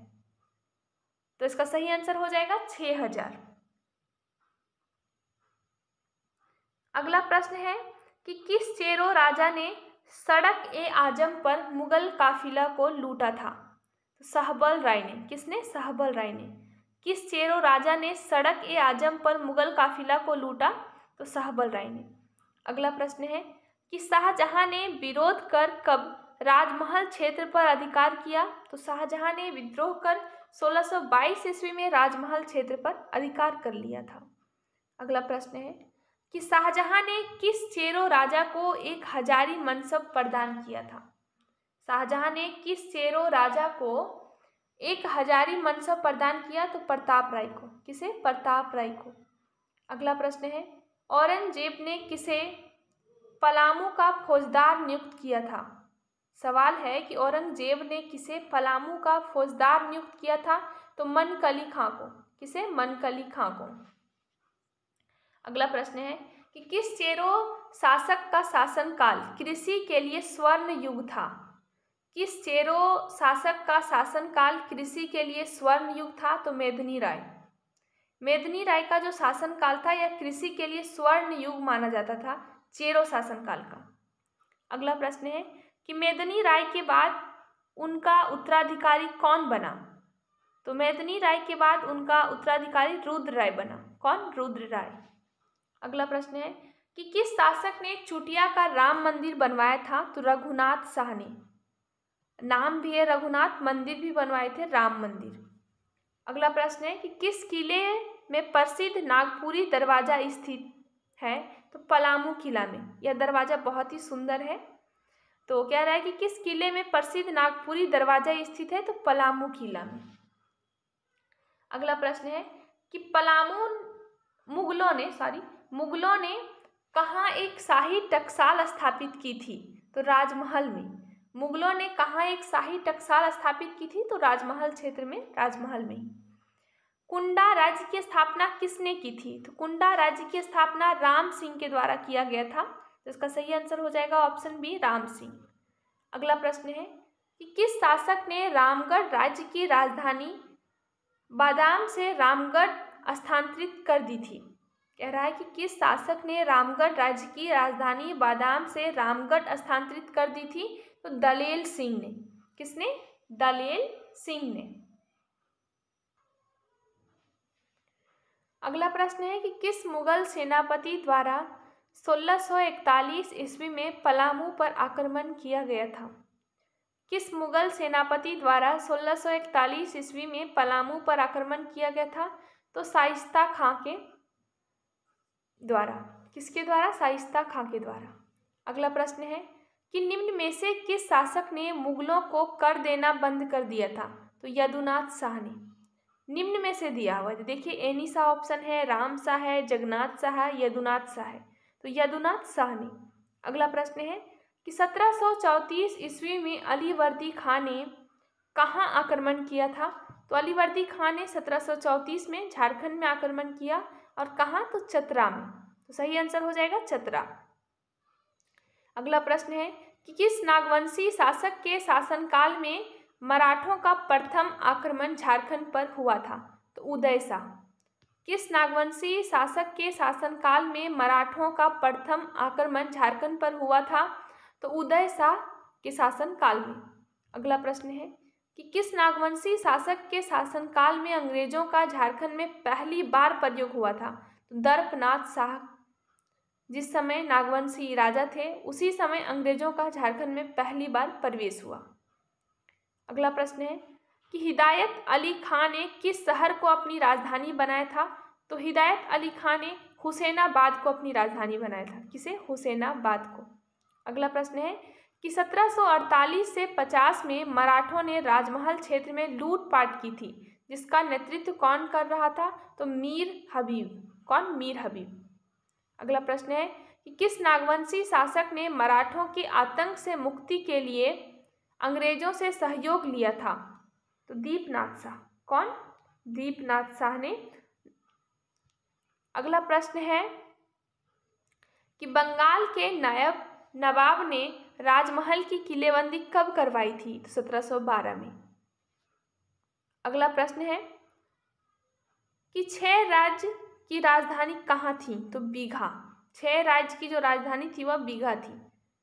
अगला प्रश्न है कि 1620 ईस्वी में किसने स्वतंत्र सरायकेला राज्य की स्थापना की थी? तो विक्रम सिंह ने। 1620 में ही सरायकेला राज्य की स्थापना की थी विक्रम सिंह ने। अगला प्रश्न है कि झारखंड में ईस्ट इंडिया कंपनी का पदार्पण कितना में हुआ था? यानी कि झारखंड में ईस्ट इंडिया कंपनी का आगमन कब हुआ था? तो 1667 ईस्वी में, यानी कि 1767 में। अगला प्रश्न है कि कंपनी ने किसके नेतृत्व में सेना को सिंहभूम पर आक्रमण करने के लिए भेजा था? इसका सही आंसर हो जाएगा फर्ग्यूसन को।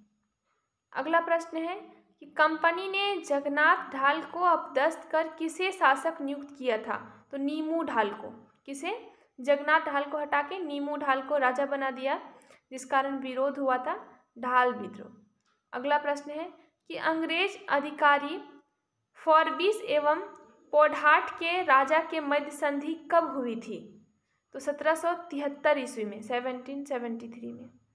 अगला प्रश्न है कि 1773 ईस्वी में कंपनी ने छोटा नागपुर, खास, पलामू तथा रामगढ़ को एकीकृत करके जिला बनाकर उसकी व्यवस्था का भार किसे सौंपा?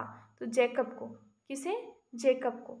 अगला प्रश्न है कि कंपनी ने कब सरायकेला को राजस्व राज्य घोषणा कर दिया था?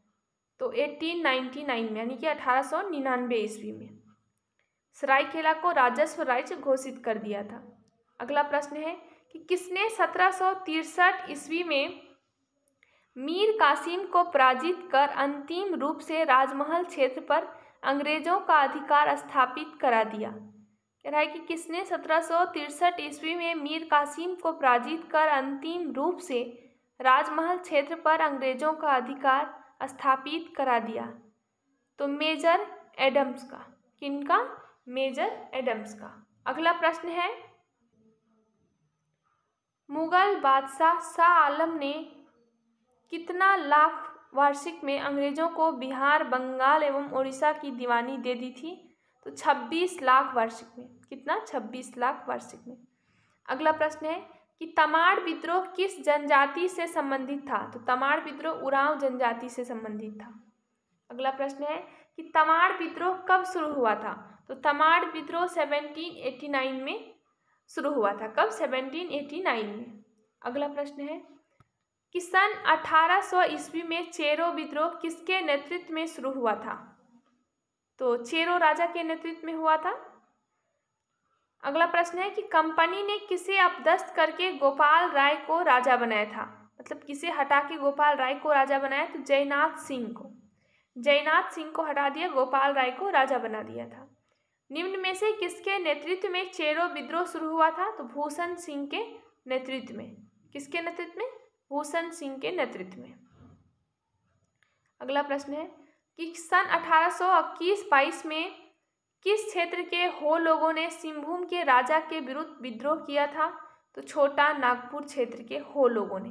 कहाँ के हो लोगों ने सिंहभूम के राजा के विरुद्ध विद्रोह किया था? तो छोटा नागपुर क्षेत्र के हो लोगों ने।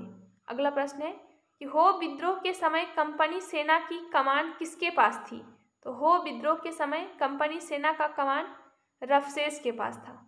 किसके पास? रफसेस के पास। अगला प्रश्न है कि कोल विद्रोह किसके विरुद्ध प्रारंभ हुआ था? तो कोल विद्रोह दीकू और जमींदार के विरुद्ध प्रारंभ हुआ था। तो सही आंसर हो जाएगा ऑप्शन डी, ए और बी। अगला प्रश्न है कि कोल विद्रोह कोल एवं किस जनजाति का संयुक्त विद्रोह था? तो मुंडा जनजाति का। तो सही आंसर हो जाएगा मुंडा। अगला प्रश्न है कि कोल विद्रोह का नेतृत्व निम्न में से कौन नहीं कर रहा था? तो बुद्धू भगत, तो हाँ इनका नाम आता है। सिंह रॉय भी कर रहे थे, सूर्य मुंडा भी कर रहे थे। कह रहा है कि कोल विद्रोह का नेतृत्व निम्न में से कौन नहीं कर रहा था? तो जतरा भगत। अगला प्रश्न है कि कोल विद्रोह को दबाने के लिए किसके नेतृत्व में सेना गई थी? सवाल है कि कोल विद्रोह को दबाने के लिए किसके नेतृत्व में सेना गई थी? तो कैप्टन विल्किंसन के नेतृत्व में। सही आंसर हो जाएगा कैप्टन विल्किंसन। अगला प्रश्न है कि कोल विद्रोह के परिणाम स्वरूप कंपनी ने निम्न में से कौन सा कानून बनाया था?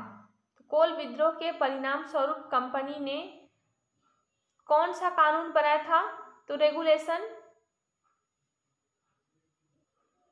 कौन सा कानून बनाया? तो रेगुलेशन 13। तो सही आंसर हो जाएगा ऑप्शन डी।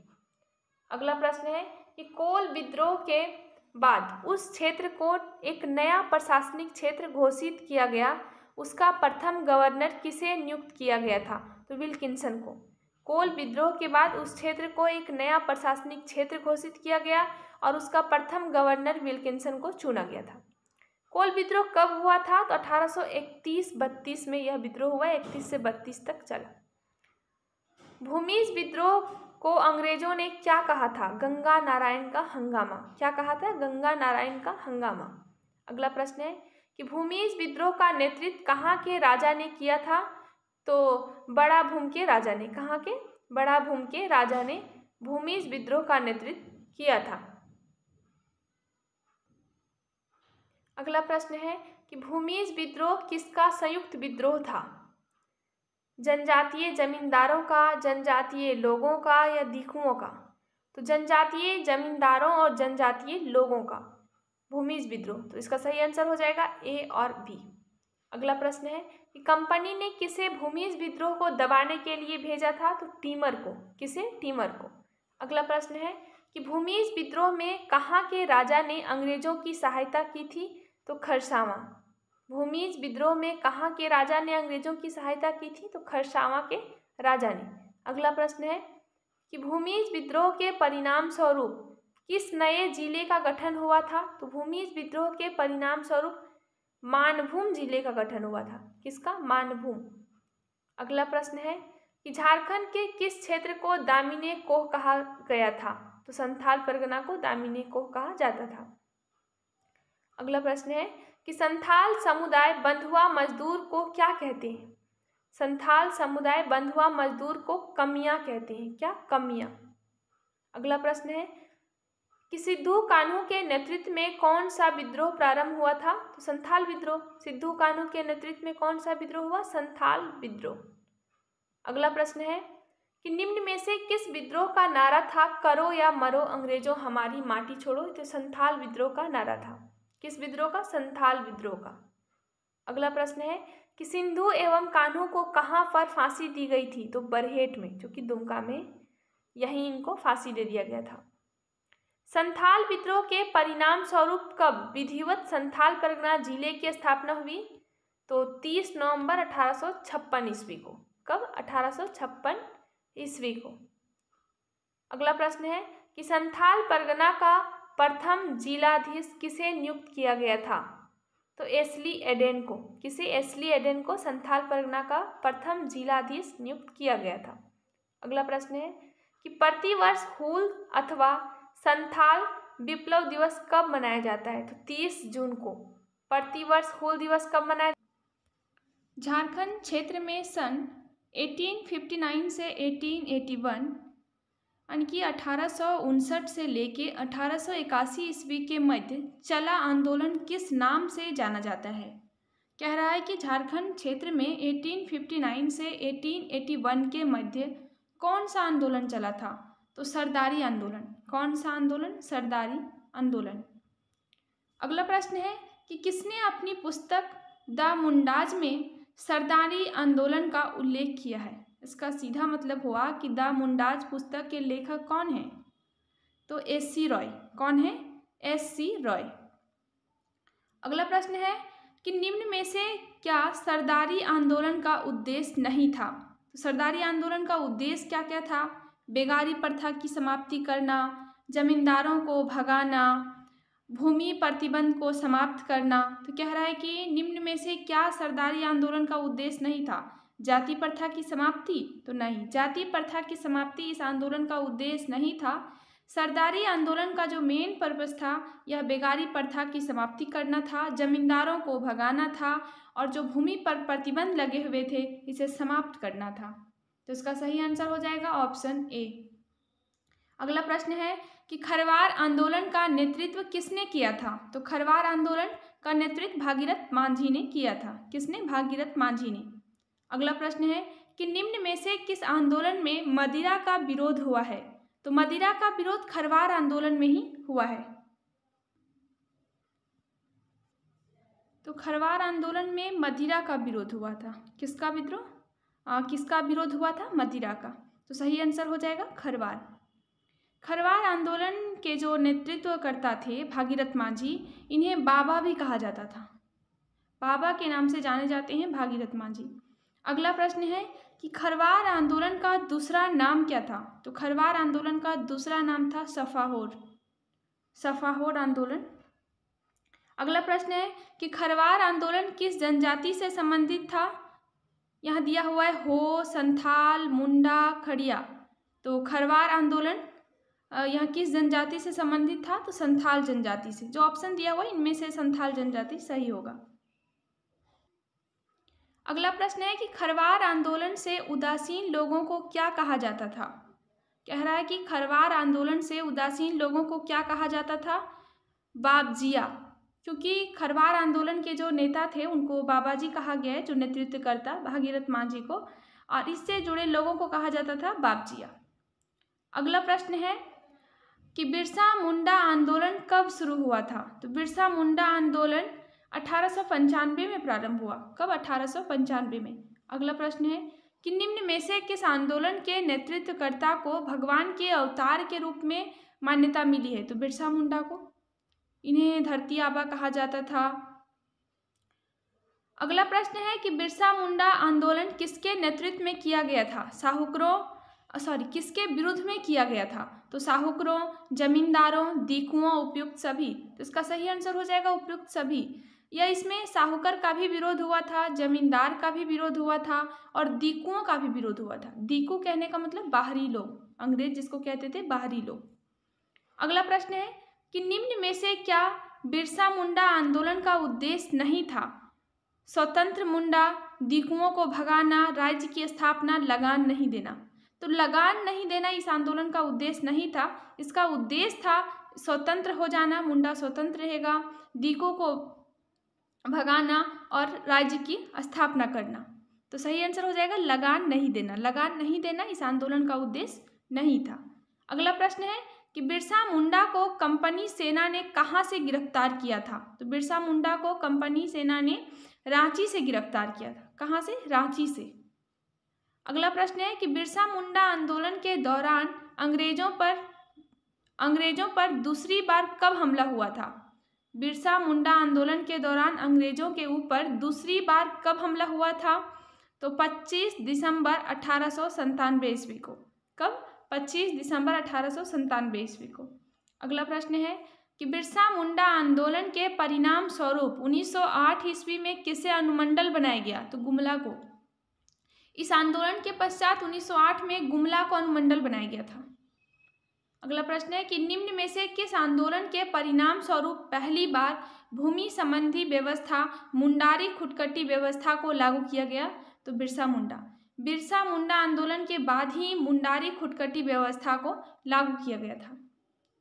अगला प्रश्न है कि निम्न में से किस आंदोलन के संबंध में कहा जाता है कि वह बिरसा मुंडा आंदोलन से जन्मा था?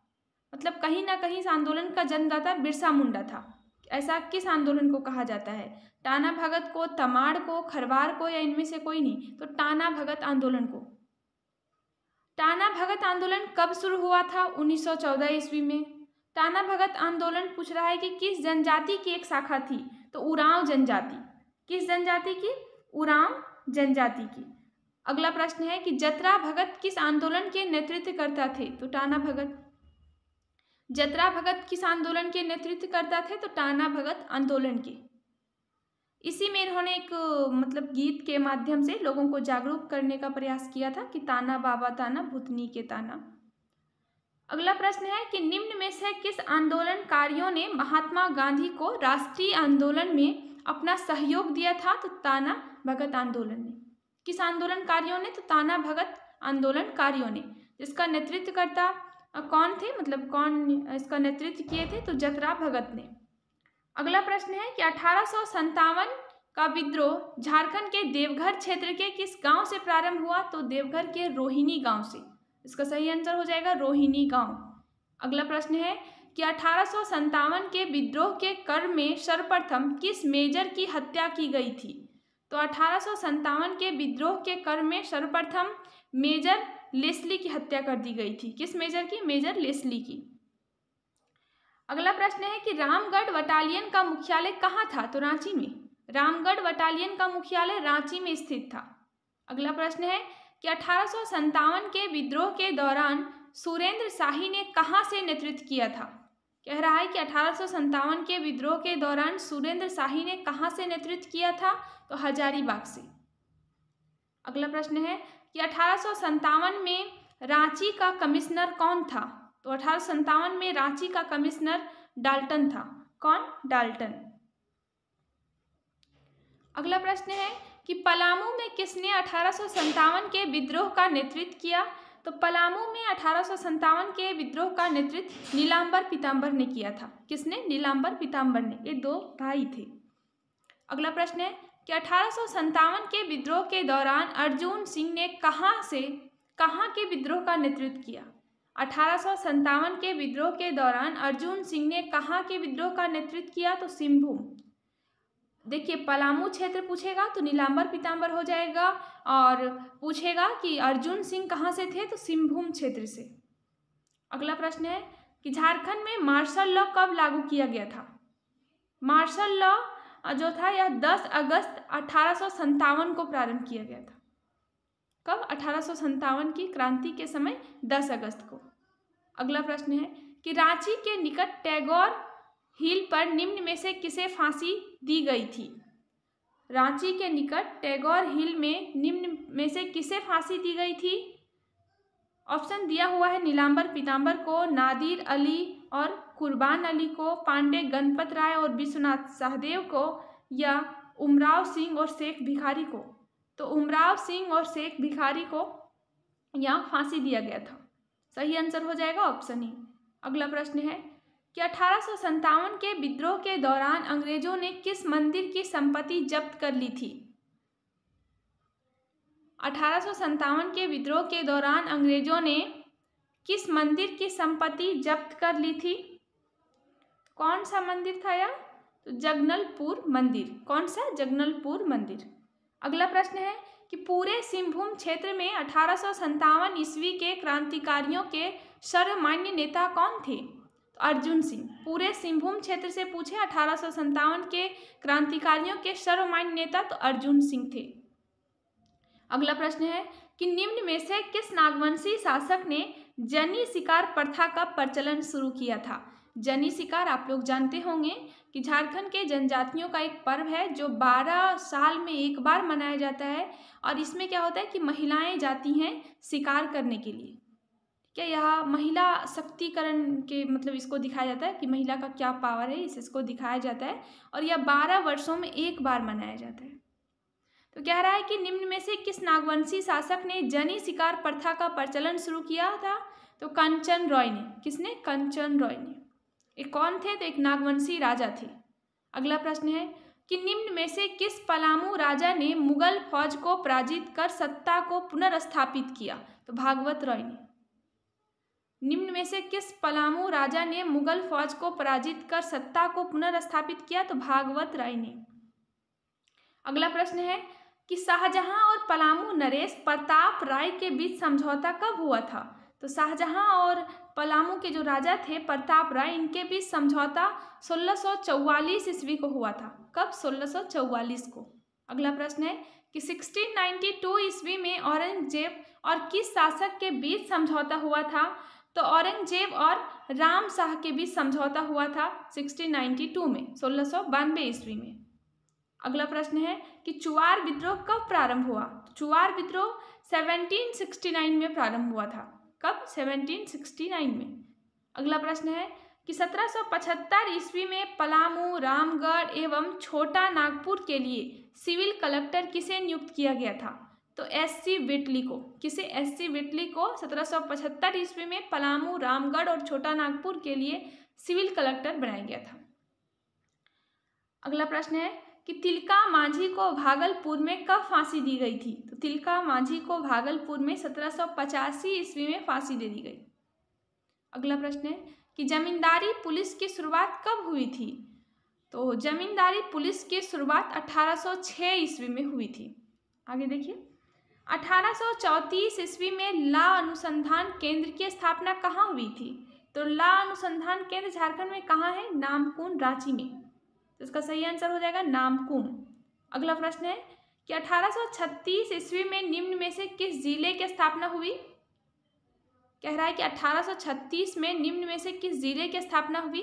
देखिए यहाँ 1836 नहीं 1833 होना चाहिए। 1833 में झारखंड का सबसे पुराना जिला और सबसे पहली बार यही बना हजारीबाग। तो 1836 नहीं 33 होना चाहिए, लेकिन बुक में 36 दिया हुआ है, तो ध्यान से देखिएगा कि एग्जाम में क्या देता है, लेकिन इसका सही आंसर 33 ही देना चाहिए, 33। अगला प्रश्न है कि कोल्हान क्षेत्र में विल्किंसन रूल कब लागू हुआ? तो कोल्हान क्षेत्र में विल्किंसन रूल 1837 ईस्वी में लागू हुआ था। कब? 1837 ईस्वी में। अगला प्रश्न है कि 1845 ईस्वी में किस धर्म का प्रवेश झारखंड में हुआ? तो 1845 ईस्वी में ईसाई धर्म का प्रवेश हुआ। किस धर्म का? ईसाई धर्म का। अगला प्रश्न है कि 1859 में झारखंड के किस क्षेत्र में सेल एंड रेंट लॉ लागू किया गया? कह रहा है कि 1859 में झारखंड के किस क्षेत्र में सेल एंड रेंट लॉ लागू किया गया था? तो छोटा नागपुर में। कहाँ? छोटा नागपुर में। अगला प्रश्न है कि किस नागवंशी शासक ने मुगलों के कैद से यानी जहांगीर के काल में छूटने के बाद राजधानी दोईसा में स्थापित कर यहाँ अनेक सुंदर आवासीय भवनों और मंदिरों का निर्माण करवाया? तो दोईसा राजधानी कौन बनाया था? अर्जुन शाह ने, जो एक नागवंशी राजा था। तो कह रहा है कि किस नागवंशी शासक ने मुगलों के कैद से छूटने के बाद राजधानी दोईसा को बनाया और यहाँ बहुत सुंदर सुंदर भवन और मंदिर बनवाया? तो इसका सही आंसर हो जाएगा दुर्जन शाह। अगला प्रश्न है कि पंचकोट के किले का निर्माण कराने वाले गोमुख राजा किस वंश से संबंधित थे? तो पंचकोट के किले का निर्माण कराने वाले गोमुख राजा गोवंशी थे। किस वंश के थे? गोवंशी। तो सही आंसर हो जाएगा सी। अगला प्रश्न है कि छोटा नागपुर पठारी भाग के किस हिस्से के मैदानी भाग को 24 का मैदान कहा जाता है? छोटा नागपुर पठारी भाग के किस हिस्से के मैदानी भाग को 24 का मैदान कहा जाता है? तो रांची के पठारी भाग को। किसे? रांची के पठारी भाग को। अगला प्रश्न है कि झारखंड के किस शहर में आड्रे हाउस यानी कि गवर्नर हाउस स्थित है? तो रांची में। सही आंसर हो जाएगा रांची। अगला प्रश्न है कि छोटा नागपुर उन्नति समाज का गठन कब हुआ था? तो छोटा नागपुर उन्नति समाज का गठन 1915 में हुआ था। कब? 1915 में। अगला प्रश्न है कि 1938 ईस्वी में किसके नेतृत्व में आदिवासी महासभा का गठन हुआ? तो आदिवासी महासभा का गठन इग्नेस बेक के नेतृत्व में हुआ था। किसके नेतृत्व में? इग्नेस बेक के नेतृत्व में। अगला प्रश्न है कि 1941 ईस्वी में ओल चेमेट नामक प्रवेशिका का प्रकाशन हुआ। इसका संबंध किस जनजाति से था? तो ओल चेमेट कह रहा है किस जनजाति से संबंधित था? तो यह संथाल जनजाति से। इसका सही आंसर हो जाएगा संथाल। अगला प्रश्न है कि ऑल इंडिया झारखंड पार्टी का गठन कब हुआ था? तो ऑल इंडिया झारखंड पार्टी का गठन 1947 ईस्वी में हुआ था। कब? 1947 ईस्वी में। अगला प्रश्न है कि निम्न में से किसके द्वारा यूनाइटेड झारखंड ब्लॉक का गठन किया गया था? निम्न में से किसके द्वारा यूनाइटेड झारखंड ब्लॉक का गठन किया गया था?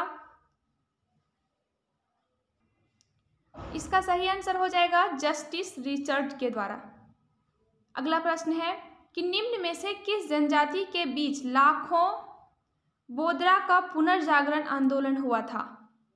किस जनजाति के बीच लाखों बोदरा का पुनर्जागरण आंदोलन हुआ था? तो हो जनजाति के बीच। इसका सही आंसर हो जाएगा हो। अगला प्रश्न है कि आदिवासी, एक सेकंड रुकिएगा, Adivasi socio education and cultural association का गठन कब हुआ था? Adivasi socio education and cultural association का गठन कब हुआ था? 1952 में। कब? 1952 में। अगला प्रश्न है कि कांग्रेस पार्टी में झारखंड पार्टी का विलय कब हुआ? कह रहा है कि कांग्रेस पार्टी में झारखंड पार्टी का विलय कब हुआ? मतलब कि कांग्रेस पार्टी में कब झारखंड पार्टी जाके मिल गई? तो 1963 में। कब? 1963 में। अगला प्रश्न है कि अखिल भारतीय आदिवासी विकास परिषद का गठन कब हुआ था? तो अखिल भारतीय आदिवासी विकास परिषद का गठन 1966 में हुआ था। हूल झारखंड पार्टी का गठन कब हुआ था? 1968 में। कब? 1968 में। अगला प्रश्न है कि 1969 में किस समाज द्वारा शिवाजी समाज का गठन हुआ था? तो कुर्मी समाज द्वारा। किसके द्वारा? कुर्मी समाज द्वारा शिवाजी समाज का गठन हुआ था 1969 में। हूल झारखंड पार्टी तो 1968 में। और अखिल भारतीय आदिवासी विकास परिषद पूछेगा तो 1966 में। अगला प्रश्न है कि सोनोत संथाल समाज का गठन कब हुआ था? तो सोनोत संथाल समाज का गठन 1970 में हुआ था। आगे देखिएगा, मार्क्सवादी समन्वय का गठन किसके द्वारा हुआ था? A.K. राय के द्वारा। किसके द्वारा? A.K. राय। अगला प्रश्न है कि निम्न में से किसके नेतृत्व में 1973 ईस्वी में झारखंड मुक्ति मोर्चा का गठन हुआ था? तो विनोद बिहारी महतो के नेतृत्व में। किसके नेतृत्व में झारखंड मुक्ति मोर्चा का गठन हुआ? विनोद बिहारी महतो। अगला प्रश्न है कि संथाल परगना स्वशासी विकास प्राधिकरण का गठन कब हुआ था? तो संथाल परगना स्वशासी विकास प्राधिकरण का गठन 1981 में हुआ था, 1981 में। अगला प्रश्न है कि आदिवासी हो समाज महासभा की स्थापना कब हुई थी? तो आदिवासी हो समाज महासभा की स्थापना 1985 में हुई थी। कब? 1985 में। अगला प्रश्न है कि 1986 में ऑल झारखंड स्टूडेंट यूनियन का गठन हुआ, इसके प्रथम अध्यक्ष कौन थे?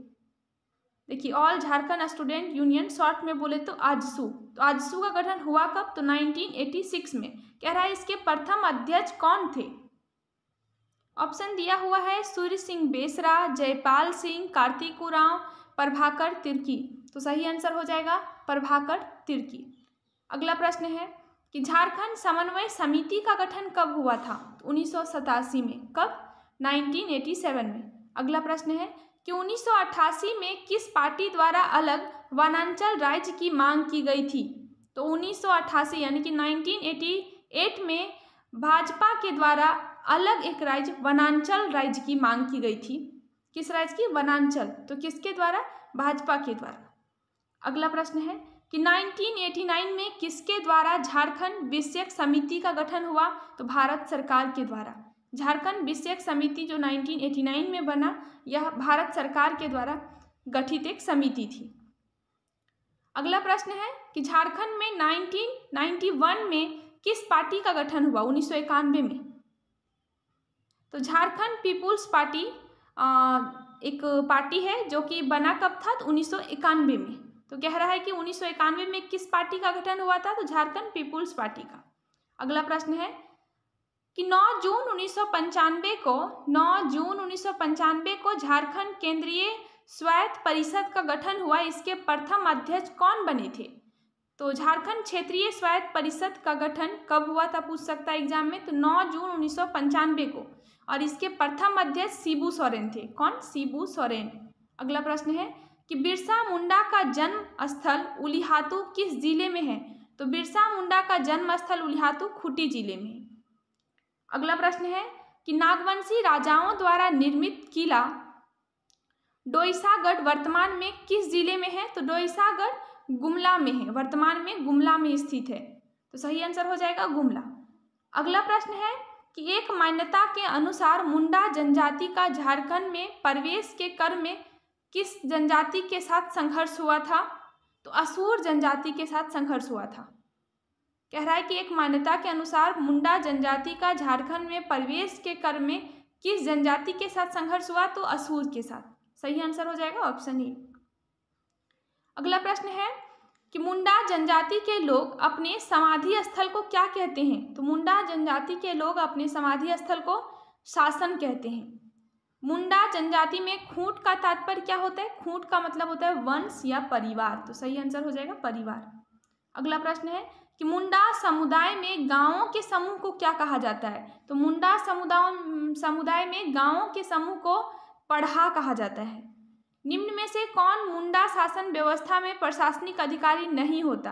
पांडे, कर्ता, लाल, महतो। तो महतो नहीं होता है, जबकि पांडे भी होते हैं, कर्ता भी होता है, लाल भी होता है। तो पांडे, कर्ता, लाल 3 अधिकारी हैं, 3 प्रशासनिक अधिकारी हैं मुंडा शासन व्यवस्था का, इसमें महतो नहीं होता है। अगला प्रश्न है कि मानकी किस जनजातीय समुदाय की प्रशासनिक व्यवस्था का अंग है? तो मानकी मुंडा जनजाति की ही प्रशासनिक व्यवस्था का अंग है। अगला प्रश्न है कि प्रथम शताब्दी में मुंडाओं की राज व्यवस्था किसे हस्तांतरित हुई? तो नागवंशियों को। प्रथम शताब्दी में मुंडाओं की जो राज व्यवस्था हस्तांतरित कर दिया गया, नागवंशियों को हस्तांतरित हुई।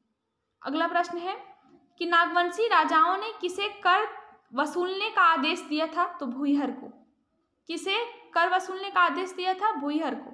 अगला प्रश्न है कि 1616 ईस्वी में कर ना दे पाने के कारण किस राजा को ग्वालियर किले में कैद रखा गया था? दुर्जन साल को, जिसे दुर्जन शाह की उपाधि दुर्जन शाह को जिसे दुर्जन साल की उपाधि मिली थी।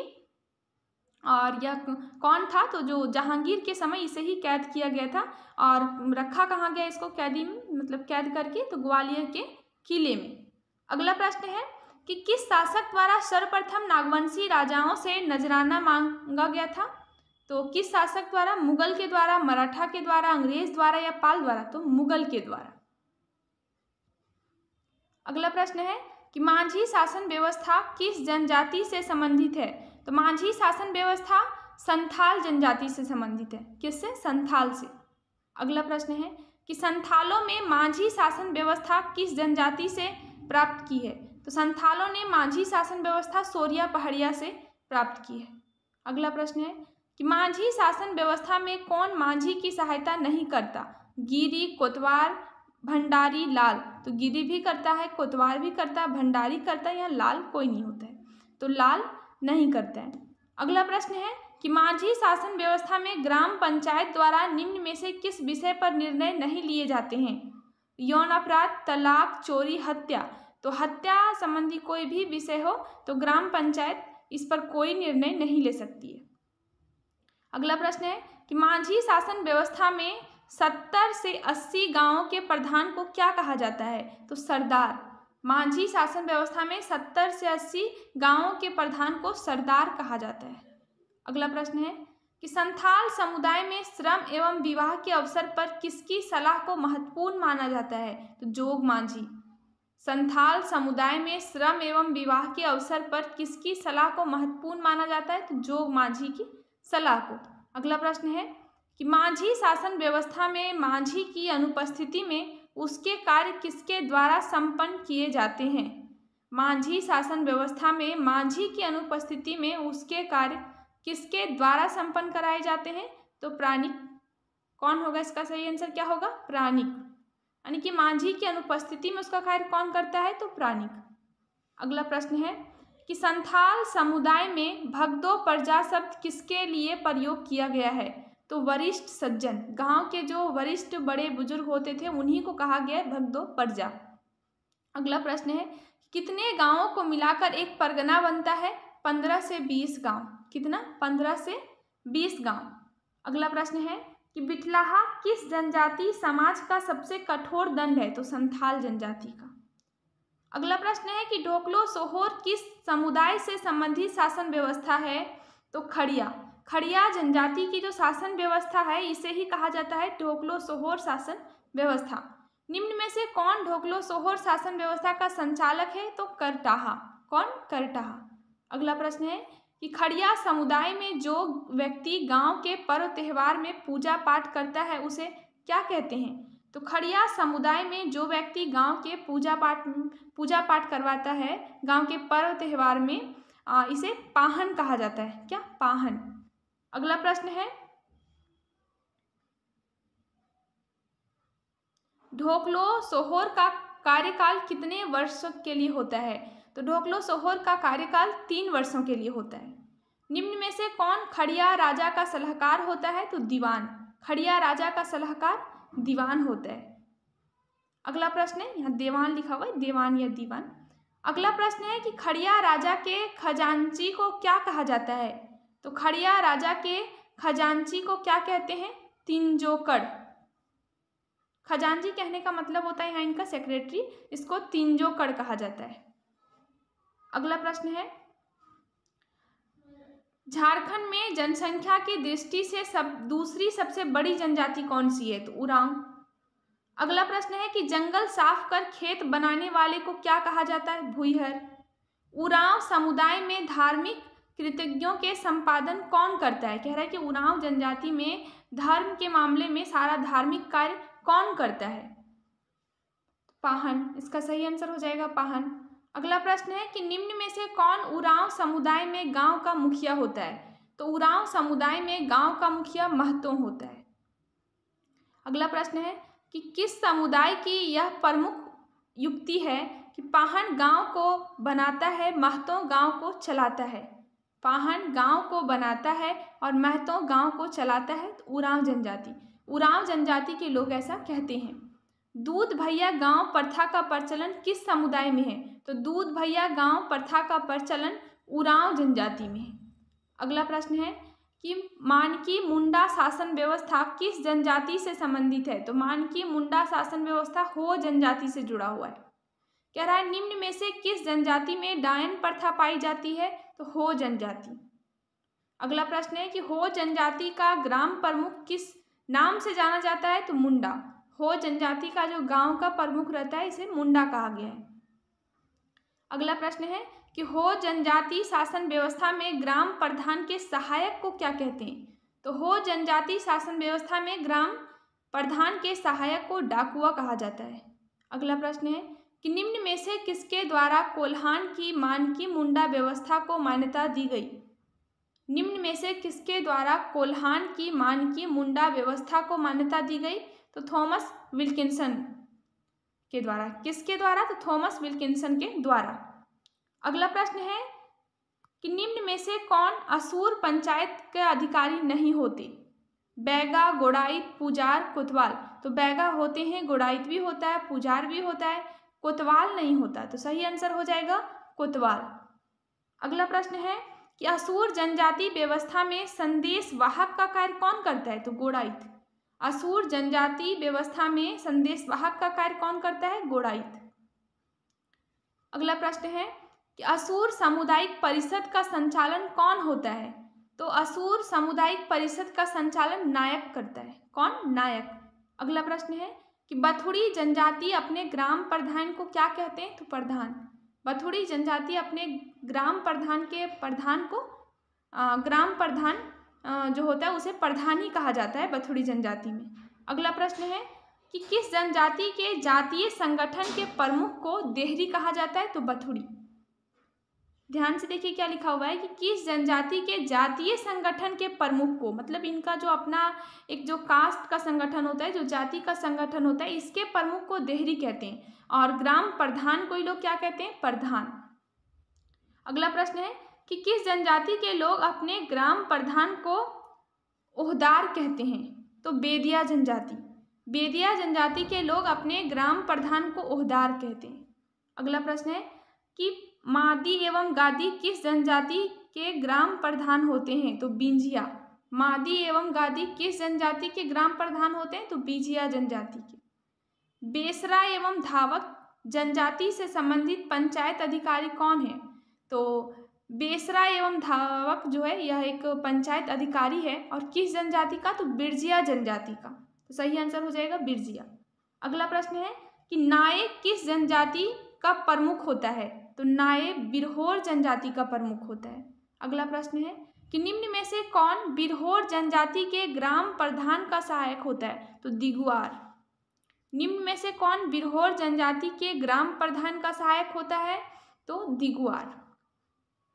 अगला प्रश्न है बैगा जनजाति का ग्राम प्रधान कौन होता है? तो बैगा जनजाति का ग्राम प्रधान मुकद्दम होता है। अगला प्रश्न है कि सयाना एवं सीखे किस जनजाति के ग्राम प्रधान के सहायक हैं? तो बैगा। बैगा जनजाति का ग्राम प्रधान कौन होता है? तो मुकद्दम। और इस मुकद्दम के इस मुकद्दम के जो सहायक होते हैं उन्हें सयाना एवं सीखे कहा जाता है। क्या? सयाना एवं सीखे। अगला प्रश्न है निम्न में से कौन बैगा समुदाय में संदेश वाहक का कार्य करता है? तो चारीदार। निम्न में से कौन बैगा समुदाय में संदेश वाहक का कार्य करता है? तो चारीदार। अगला प्रश्न है कि चुहाड़ किस जनजाति का उपनाम है? उपनाम था तो भूमिज जनजाति का। भूमिज जनजाति को ही चुहाड़ कहा जाता था जो अंग्रेजों के द्वारा दिया गया एक नाम है। अगला प्रश्न है कि किस जनजाति के जिला प्रधान को सभापति कहा जाता है? तो चेरो जनजाति के जिला प्रधान को सभापति कहा जाता है। अगला प्रश्न है कि पानरे किस जनजाति की प्रशासनिक व्यवस्था का अंग है? तो पानरे चिकबड़ाई जनजाति की प्रशासनिक व्यवस्था का अंग है। किसका? चिकबड़ाई। अगला प्रश्न है कि गोंड जनजाति के ग्राम प्रधान को क्या कहा जाता है? तो गोंड जनजाति के ग्राम प्रधान को सयाना कहा जाता है। क्या? सयाना। अगला प्रश्न है कि मालिक किस जनजाति के ग्राम प्रमुख को कहा जाता है? तो करमाली। किस जनजाति के ग्राम प्रमुख को मालिक कहा जाता है? तो करमाली जनजाति के। अगला प्रश्न है कि किस जनजाति में जटिल समस्याओं को सुलझाने के लिए परगना स्तर पर सत गवैया पंचायत बैठती है? तो करमाली। करमाली जनजाति में क्या होता है कि जटिल समस्या को सुलझाने के लिए परगना स्तर पर सत गवैया पंचायत बैठती है। अगला प्रश्न है कि कंवर जनजाति के ग्राम पंचायत का संचालन कौन करता है? तो पटेल। अगला प्रश्न है कि किस जनजाति में यह प्रथा है कि गांव का वरिष्ठ एवं योग्य व्यक्ति गांव का मुखिया होगा? तो खरवार जनजाति में। यह ना झारखंड के जो 32 जनजाति हैं इनके ग्राम प्रधान कौन हैं, इनके ग्राम प्रधान मतलब क्या कहा जाता है ग्राम पंचायत को, और इनके धार्मिक प्रधान कौन होते हैं, इसका शॉर्ट्स मतलब डाला हुआ है एक शॉर्ट में वीडियो। तो आप देखना चाहते हैं तो चैनल की प्लेलिस्ट में देख सकते हैं। आगे देखिए, अगला प्रश्न है कि किस जनजाति के पंचायत को चट्टी पट्टी यानी कि पचोरा सतोरा कहते हैं? कहता है कि 5 गाँव जब मिलके पंचायत बनेगी उसको कहेंगे पचोरा, जब 7 गाँव की पंचायत रहेगी तो इसको कहेंगे सतोरा। तो ऐसा किस जनजाति में होता है? तो खरवार जनजाति में। अगला प्रश्न है कि गोटिया किस जनजाति का ग्राम प्रमुख होता है? तो गोटिया किस जनजाति का ग्राम प्रमुख होता है? इसका सही आंसर होगा खोंड। अगला प्रश्न है कि 2003 में झारखंड की 32वीं जनजाति के रूप में किसे मान्यता मिली थी? झारखंड का 32वां जनजाति कौन है? कोल। कब मान्यता मिला? 2003 में। तो सही आंसर हो जाएगा कोल। अगला प्रश्न है कि किस जनजाति में बी रक्त समूह की अधिकता पाई जाती है? तो कोल में। किस जनजाति में? कोल जनजाति में बी जो ब्लड ग्रुप रहता है यह बहुत ज़्यादा पाया जाता है। अगला प्रश्न है कि बड़ा मुखिया किस जनजाति का ग्राम प्रमुख होता है? तो कोरबा। बड़ा मुखिया किस जनजाति का ग्राम प्रमुख होता है? तो कोरबा जनजाति का। तो सही आंसर हो जाएगा कोरबा।